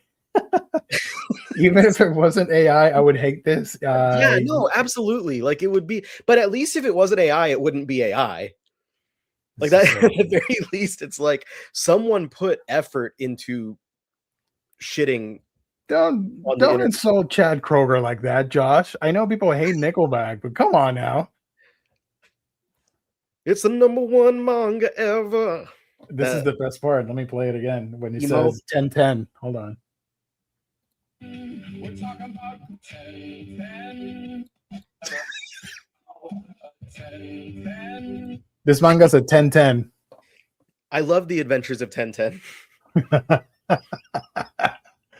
Do you think they get paid to use AI? Oh God, somebody got swindled, bamboozled.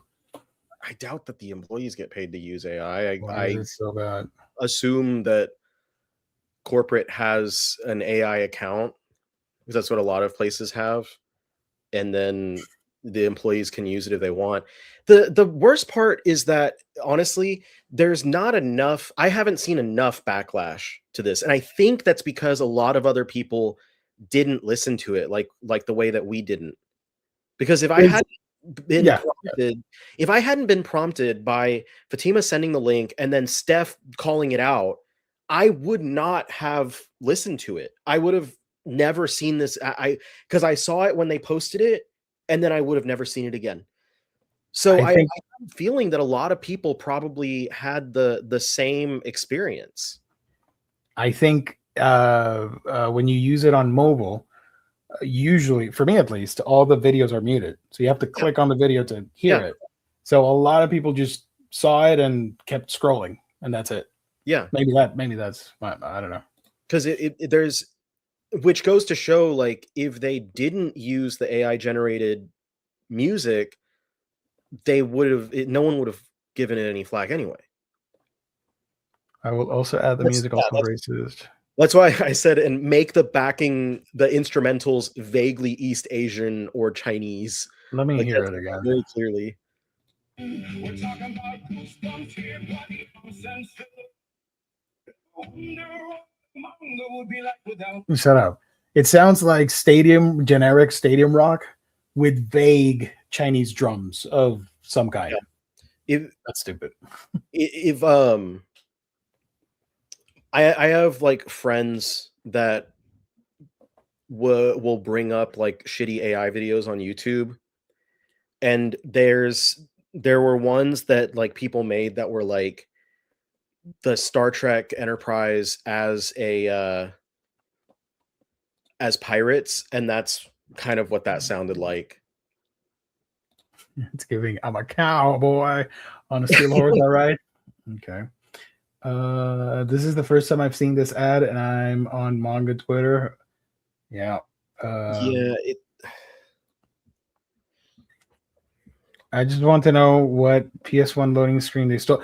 Thank you. Yes, it's terrible. Why at least show like a panorama of something from the area, the region that the book takes place in, not just a scroll of something.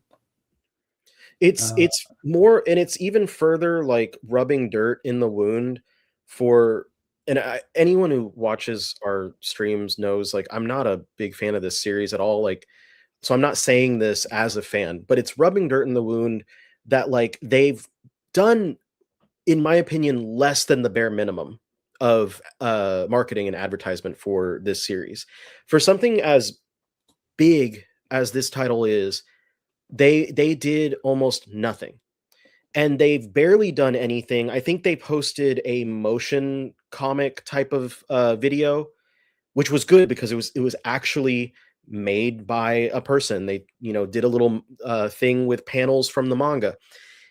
I think they did that like maybe month 2 or month 3 or something. And then since then, the only things that have really been posted about, as far as I can recall, are just cover reveals. And then now on month 8, they decide to post something else, which by all means they totally should, because it's a series they're gonna be publishing for at least the next 7 or 8 years, depending on how long it goes in Japan. And by all means, they should be trying to hype it up constantly. They should be trying to sell people on it to get people in the door, especially now that they're still in their first year. There's still less than 10 volumes of it. So I expect more of stuff like this. And the one thing that when they finally decide to do something, the one thing they do is the laziest thing they could have done. They could have hired someone, if they wanted to have a song, they could have hired someone for like $500 to $1,000. It's that for a company like that, that's not a lot to pay someone to make a 30-second music clip.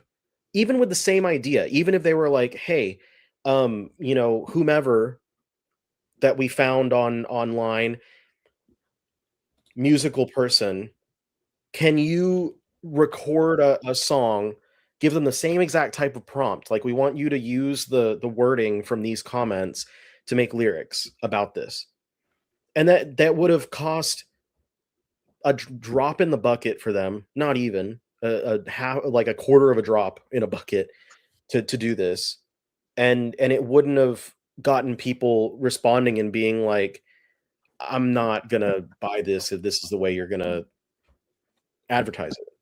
This made me chuckle. What if it's not AI and we're all bullying the new intern? It's the intern's name is actually Al.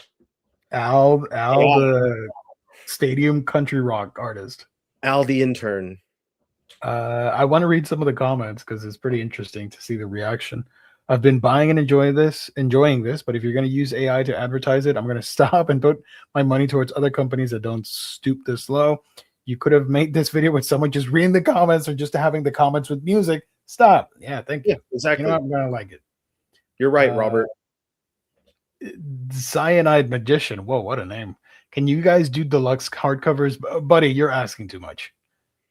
the budget is already way over getting the damn books monthly. There ain't no way this is happening. They don't even have a budget for marketing. How are they going to do the hardcovers? Right. VIZ, I'm so happy that you finally gonna do my parts of money. Whatever, I don't care. I mean, good for you. Cool. You know you suck when the only. This is the one I wanted to read. You know you suck when the only AI ad you've ever put out gets more interactions than every single one of your previous tweets on this platform. Whosever idea this was, it needs to be taken down. Go back to advertising the Hunter x Hunter Omnis, or hell, give Kingdom the support it needs. Get your AI bull crap out of here. Biggest English publisher in the scene, and you can't scrape together a few bucks for an actual ad. LMAO F you. Cool. So yeah, people are not happy. This ad made me not want to buy it. Fire emoji. Nice. Yeah. Okay, so moral of the story, you got there are ways. It's frustrating because when I do stuff on my own, I find creative ways to put stuff out there for free. So there are options for them to do this stuff and not waste money and still put out decent advertising made by humans. So for them to go this route is very, very strange, and I hope it doesn't become the norm for them. It's really odd because it's very, people are very open in this space about how much they do not want anything to do with AI. And the moment that someone opens that door, immediately there's suspicion that AI is going to be involved with every aspect. And so it's very weird for them to like, that's why I'm like kind of questioning, did someone make this and not approve it up the line? Because it would be weird in my opinion for a manager level person over at VIZ to not think twice about how that's going to come across. Like not think twice about if we put this out there, this is going to be bad for our reputation. And people are not going to like this. People are going to respond to it poorly. They're going to assume that we're going to use AI for other stuff. This is not a good idea. Unfortunately, I think when it gets to like upper management, when you get into the C-level people, those are the people that will use AI regardless because they love that stuff. But management level, big no. I like that one guy took a shot to get a deluxe when everyone's pissed. Yeah, that was funny.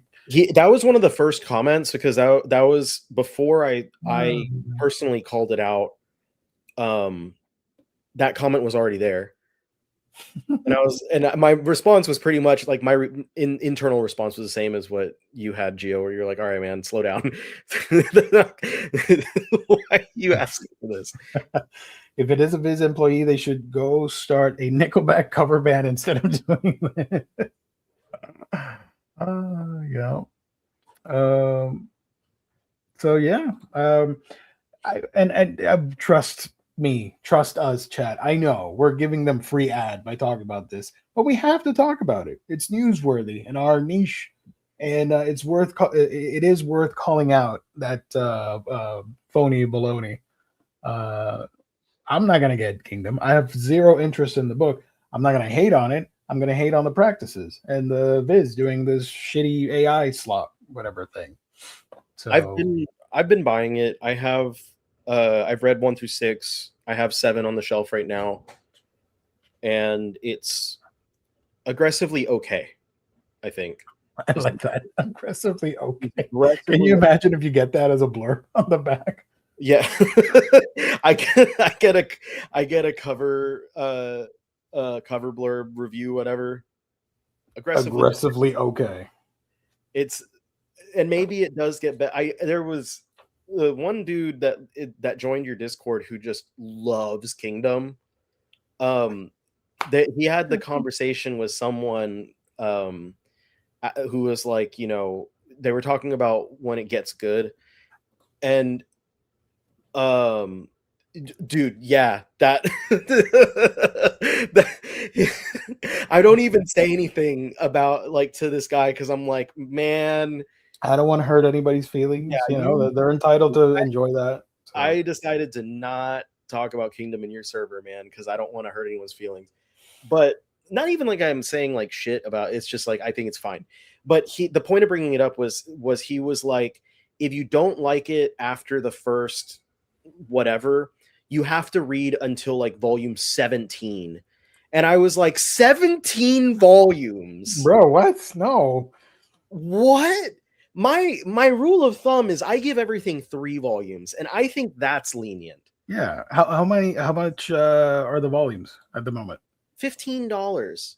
So you're expected to pay $15 for that's how much is that? 200 something.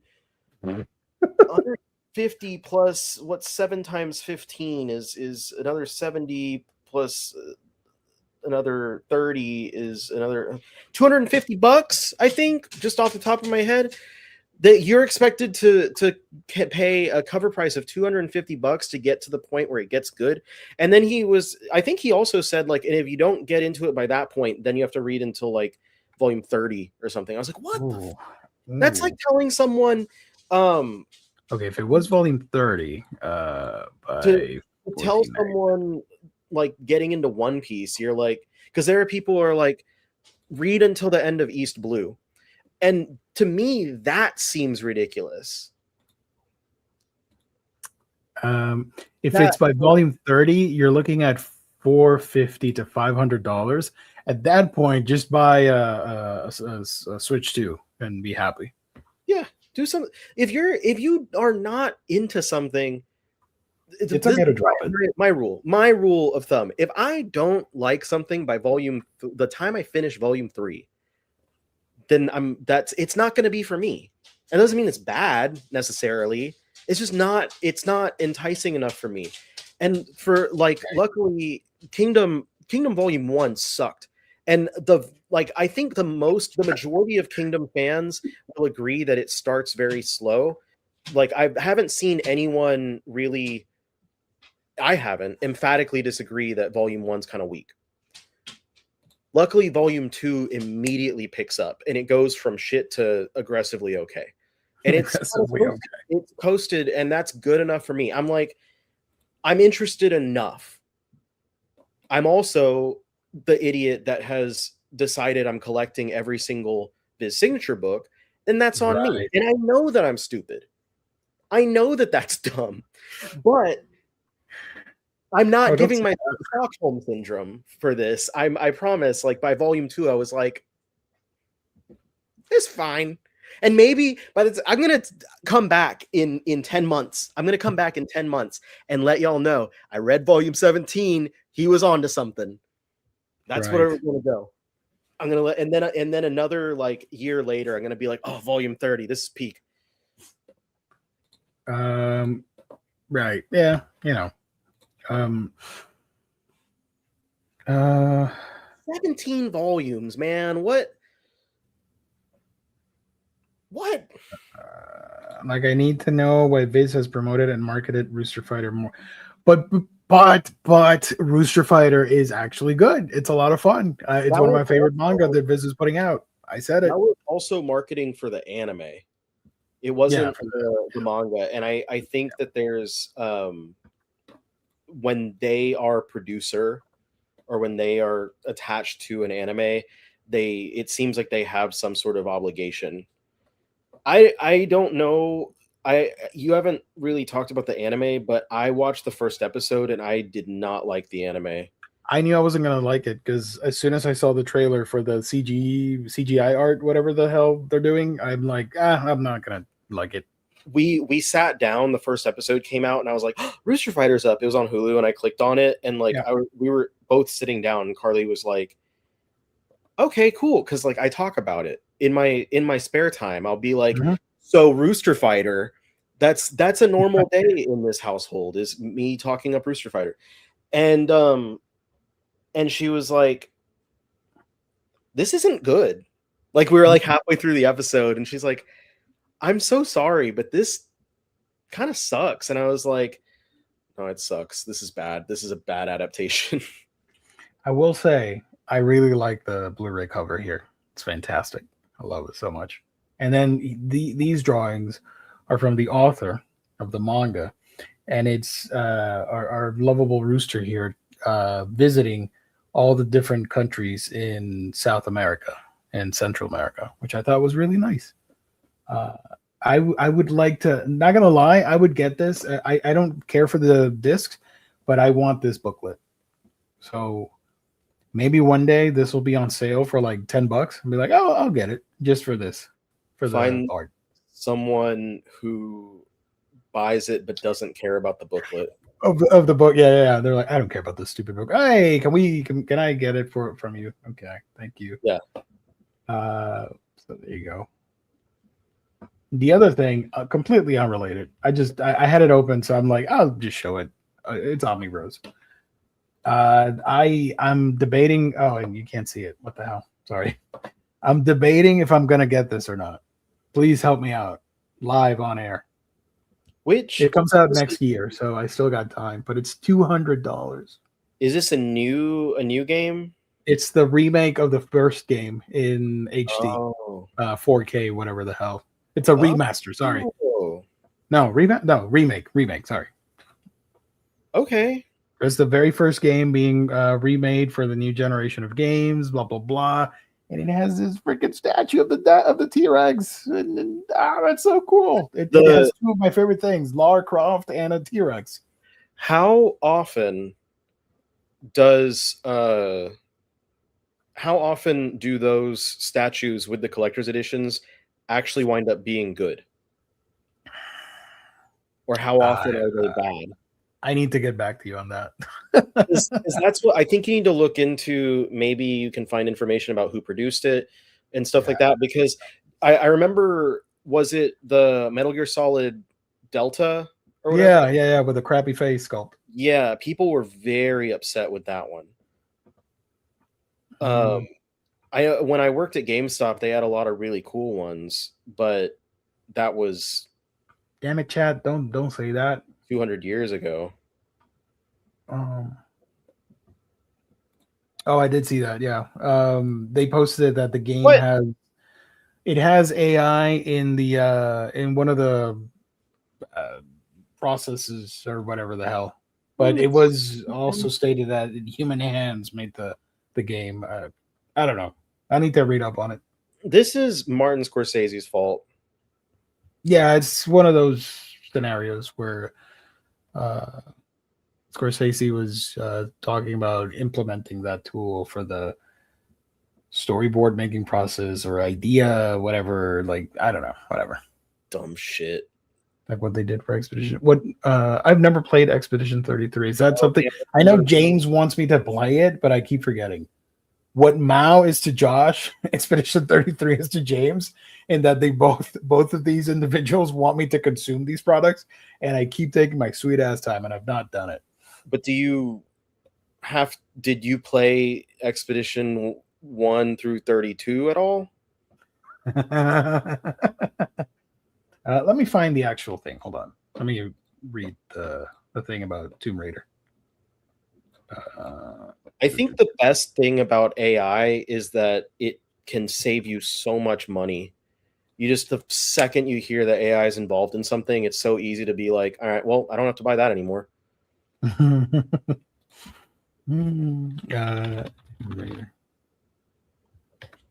on. Like that, there's the movie with RuPaul in it that's coming out, and I'm like, I guess I don't have to see that anymore because they used AI.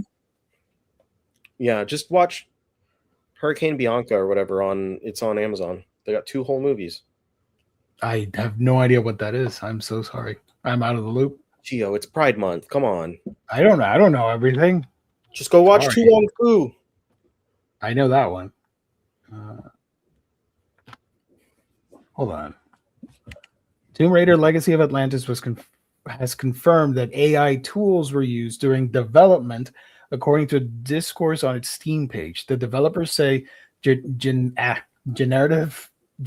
AI, was used only for early exploration and temporary development content. Any AI-assisted assets were either replaced or refined by human artists before making it into the final game. And the quote says, AI-assisted tools were used during development to support some early exploration and development Okay, I'm reading the same thing. Sorry. Any AI-assisted assets were either replaced or refined by humans in order to maintain the creative and artistic vision of the development team. So it seems it was mostly like for pre-production, early rough drafts of what it could look like, and the tool sort of created stuff. I don't hate it if that's the only thing, and then they took over and did the thing. I really don't mind. That's just me. But I get it if people are super upset and I want to support it. I get it. That's fair. But for me, I'm cool. If it's just that, cool. Okay, whatever. I mean, I don't know how to make a video game, so I barely know how to make YouTube videos. So there you go. Yeah. I will check this out. Probably not on release day, but I come on. I like the statue though. The whole conversation was about the statue, so we'll see. They No do sell AI out pretty quick, by the way. So that's another thing no AI was used to make the statue. that So we know of. yeah, maybe when we zoom in and or It's an he has AI robot that's 4 printing it. eyes and 7 fingers. For 5 million. I don't know. We'll see. Play my favorite game, Persona 4 Golden. No AI was used in that. I do have it on my Switch. I started playing it, but I need to get back on it.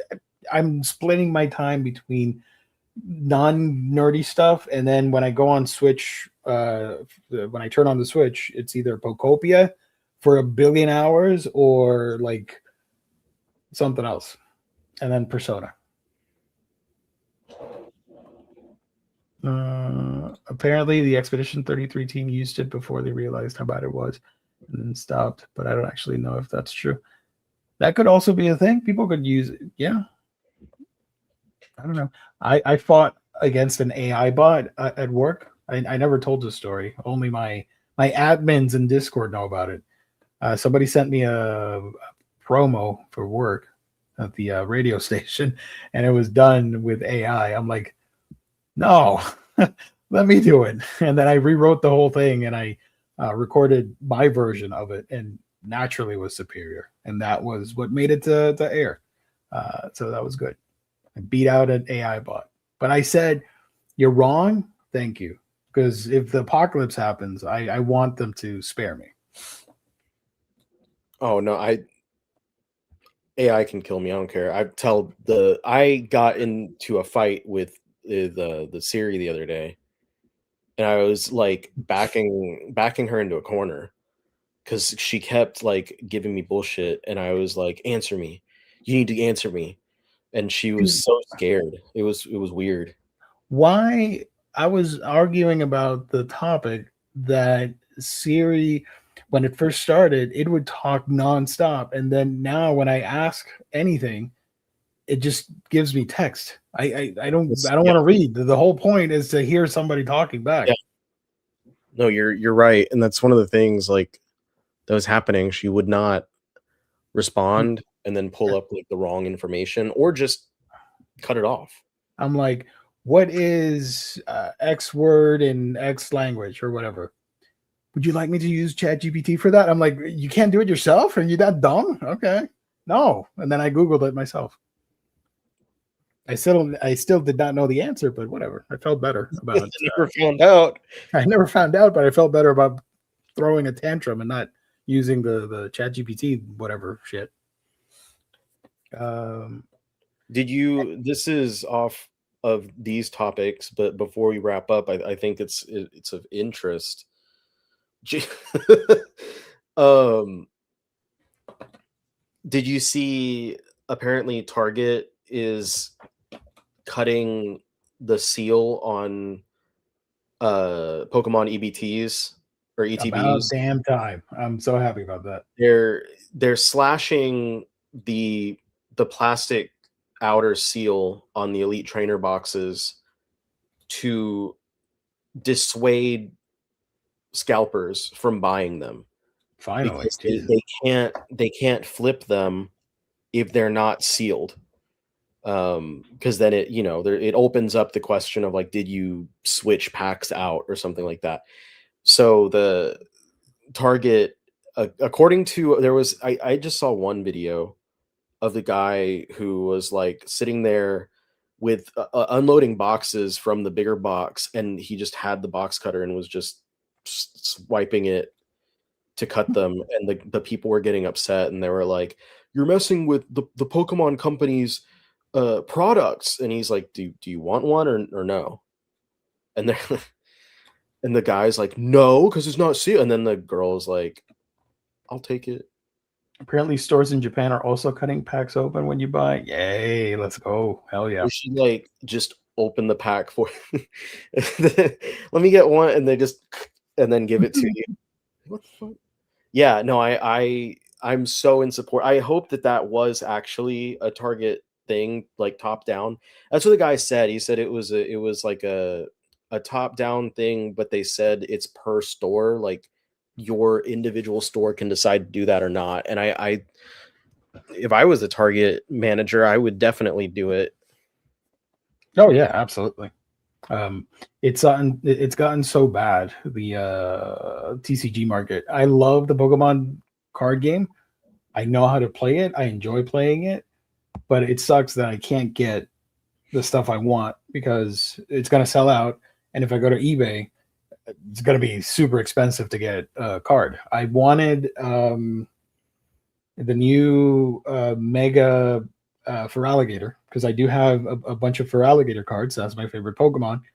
And as soon as ZA dropped and the card dropped as well, people just immediately flipped it. And I remember when it was about to come out, the cards, you could get it for like $5 or something because it was like an EX or something. And then now it's like $60, $80. I'm like, I'm not spending $80 on a piece of cardboard.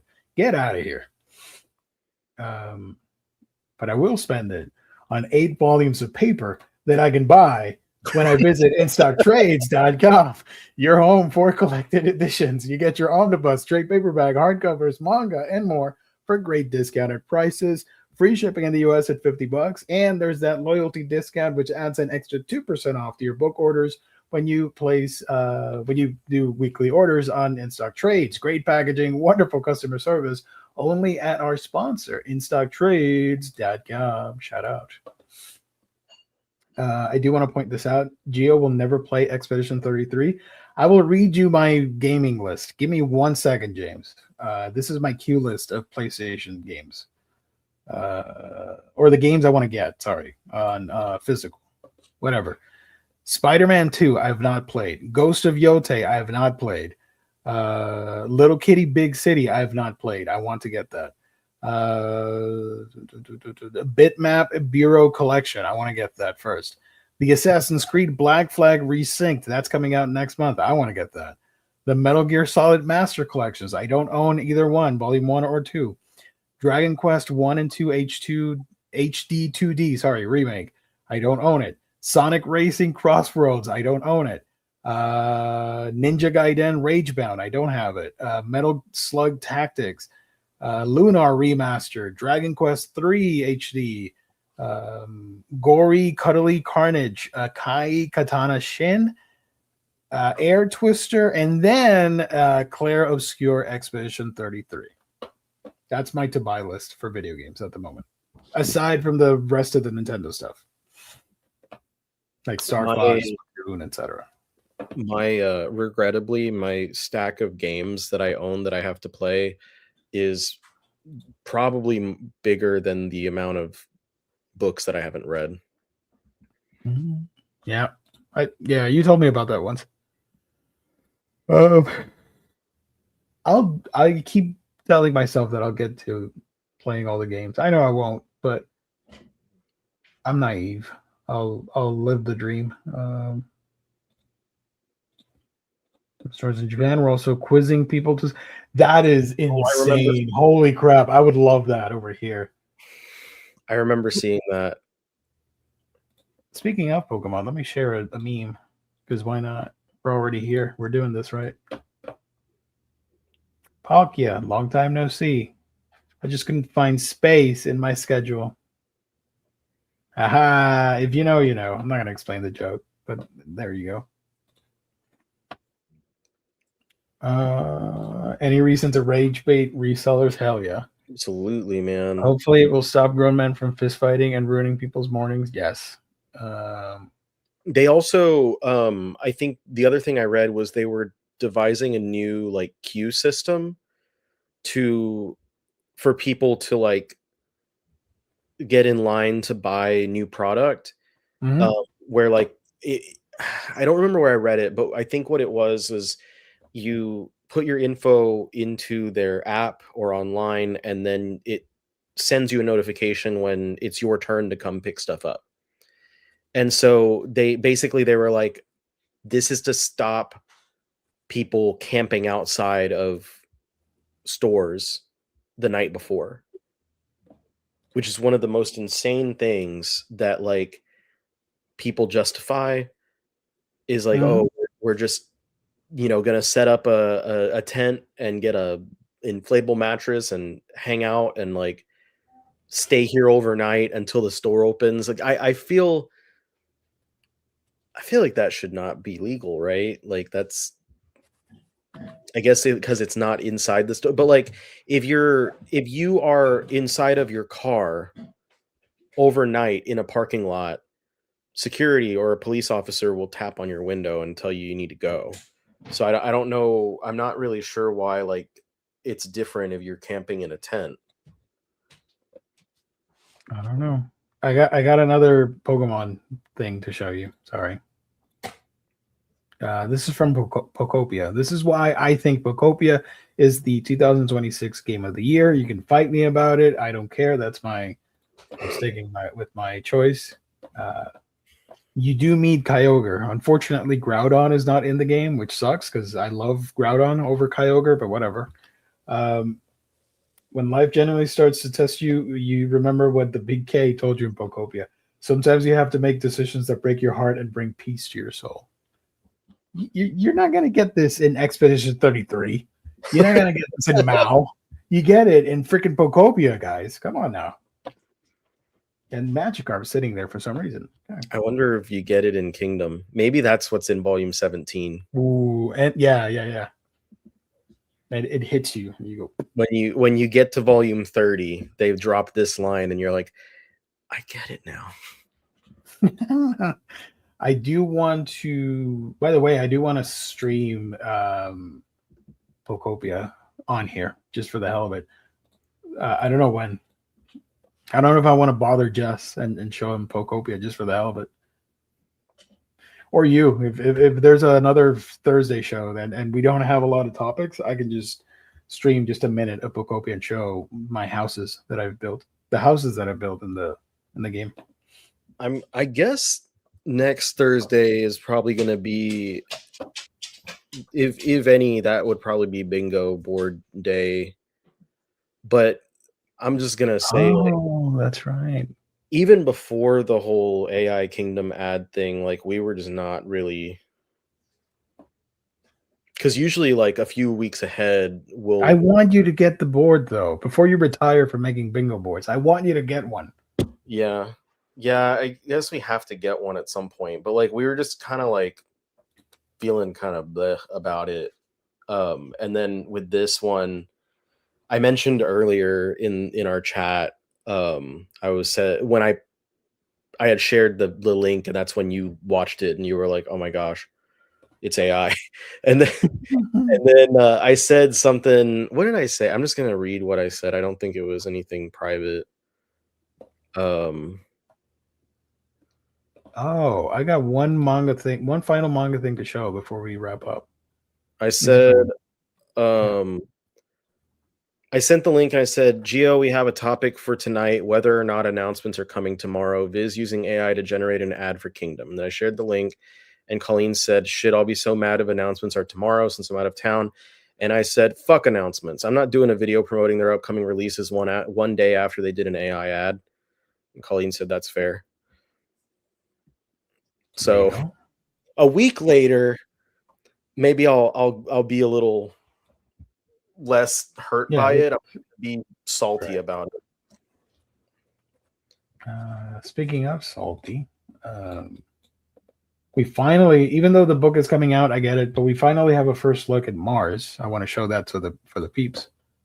This was shared on Twitter. Look at that bad boy. It's so glossy and red. That's a lot of red, dude. Metallic red. Hell yeah. It's like a lipstick, like a high glossy lipstick color. I'm excited. Cool. It's going to be 8 hardcovers, by the way. But I did see some of the pages, not as metallic looking as they advertised. So I'm a little bit disappointed by that. It's like a very light coating to the edges. They should have just made it with metal covers. Just and throw what do you call it? Not sprinkles, confetti on it or something to like sparkles and stuff. I would get that. Every time you open the book, it's a new adventure. What if the book was like an aluminum cover or something?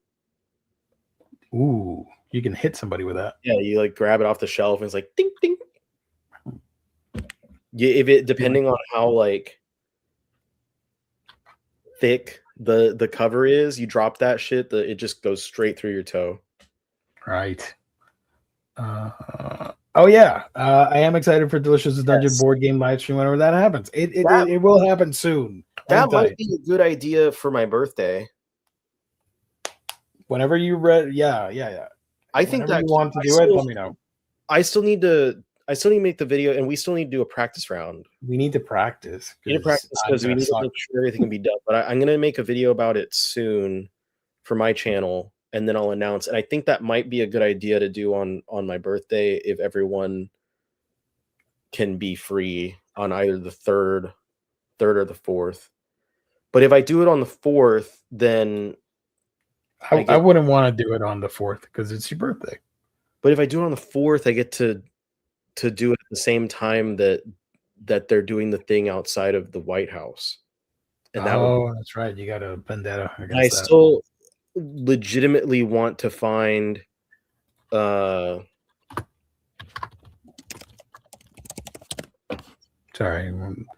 Still want to find out if I can get someone who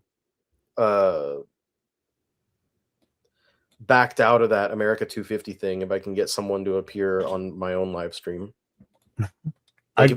Maybe I can get Milli Vanilli or someone. I can Saturday. I don't know if I can do Saturday. I can do Friday though. As a pre-birthday event, if you want.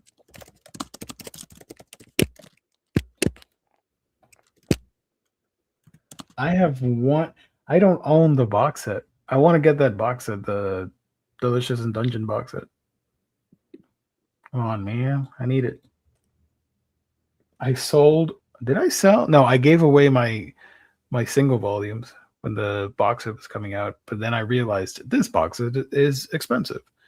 I didn't have the money for it. And now I forgot. Now I don't have the budget for it. So whatever. But I do have Marseille figure that I love. It was done by Voodoo, I think. I don't have it here with me, but trust me, it's pretty good. More book weapons for Ryan. Anywho, I think I've run out of steam. Apologies, chat.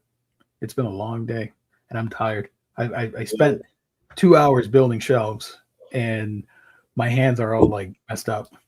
The chat's homework, if they haven't already done this, is especially if you're gonna watch the Tuesday live stream. Your homework is to look at all the stuff that's going on with bricks and minifigs.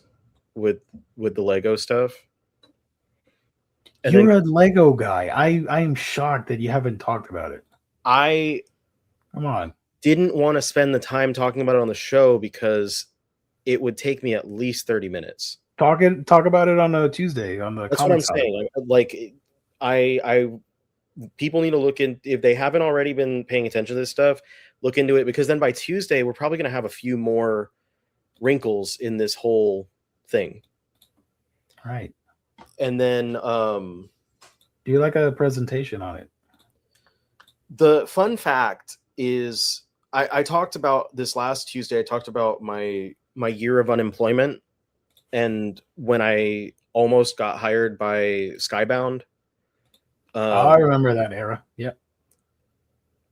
And I think it was between the Skybound thing falling through and me getting my actual job, or my current job, one of my friends was like, hey, my ex is gonna open a bricks and minifigs, and I want you to like co-manage it with me. And I was like, I don't have a job. Yes. Oh, yeah. I remember that. Okay. Wow. This was, what year was it? Like 2021? It was 2023. Oh my gosh. Okay, cool.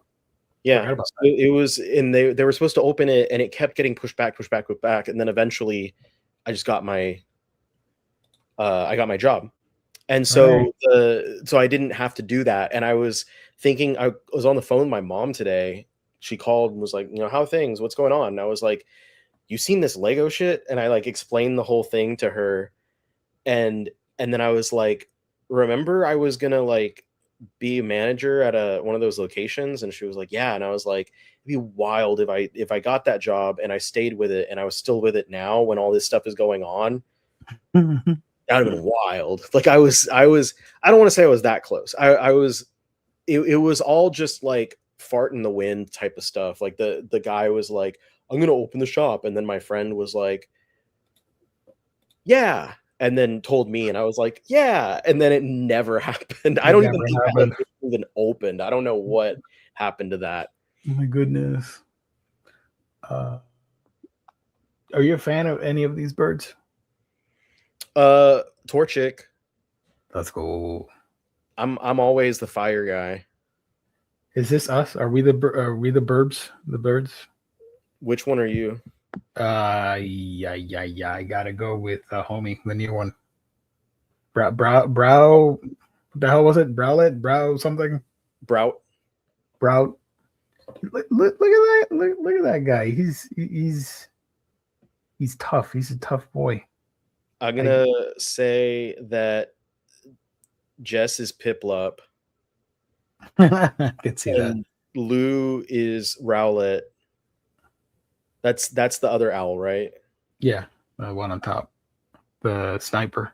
And then Waxley is Colleen, because they have the hair. I like that. That's nice. Yeah, we need more burbs because we got other co-hosts as well, or friends of the show. I'll give Will Pidgey. And Bean, she's a fan of Sunkern. So she can just be Sunkern. She can be Sunkern. She's someone threw a bunch of Sunkern seeds on the ground. That's rude. I didn't mean that to be rude. No, I know. Like, you're the seeds that they're eating. There are other birds. Let me pick another one. Swelu is the other one from Gen 3. Swelu. Oh my god.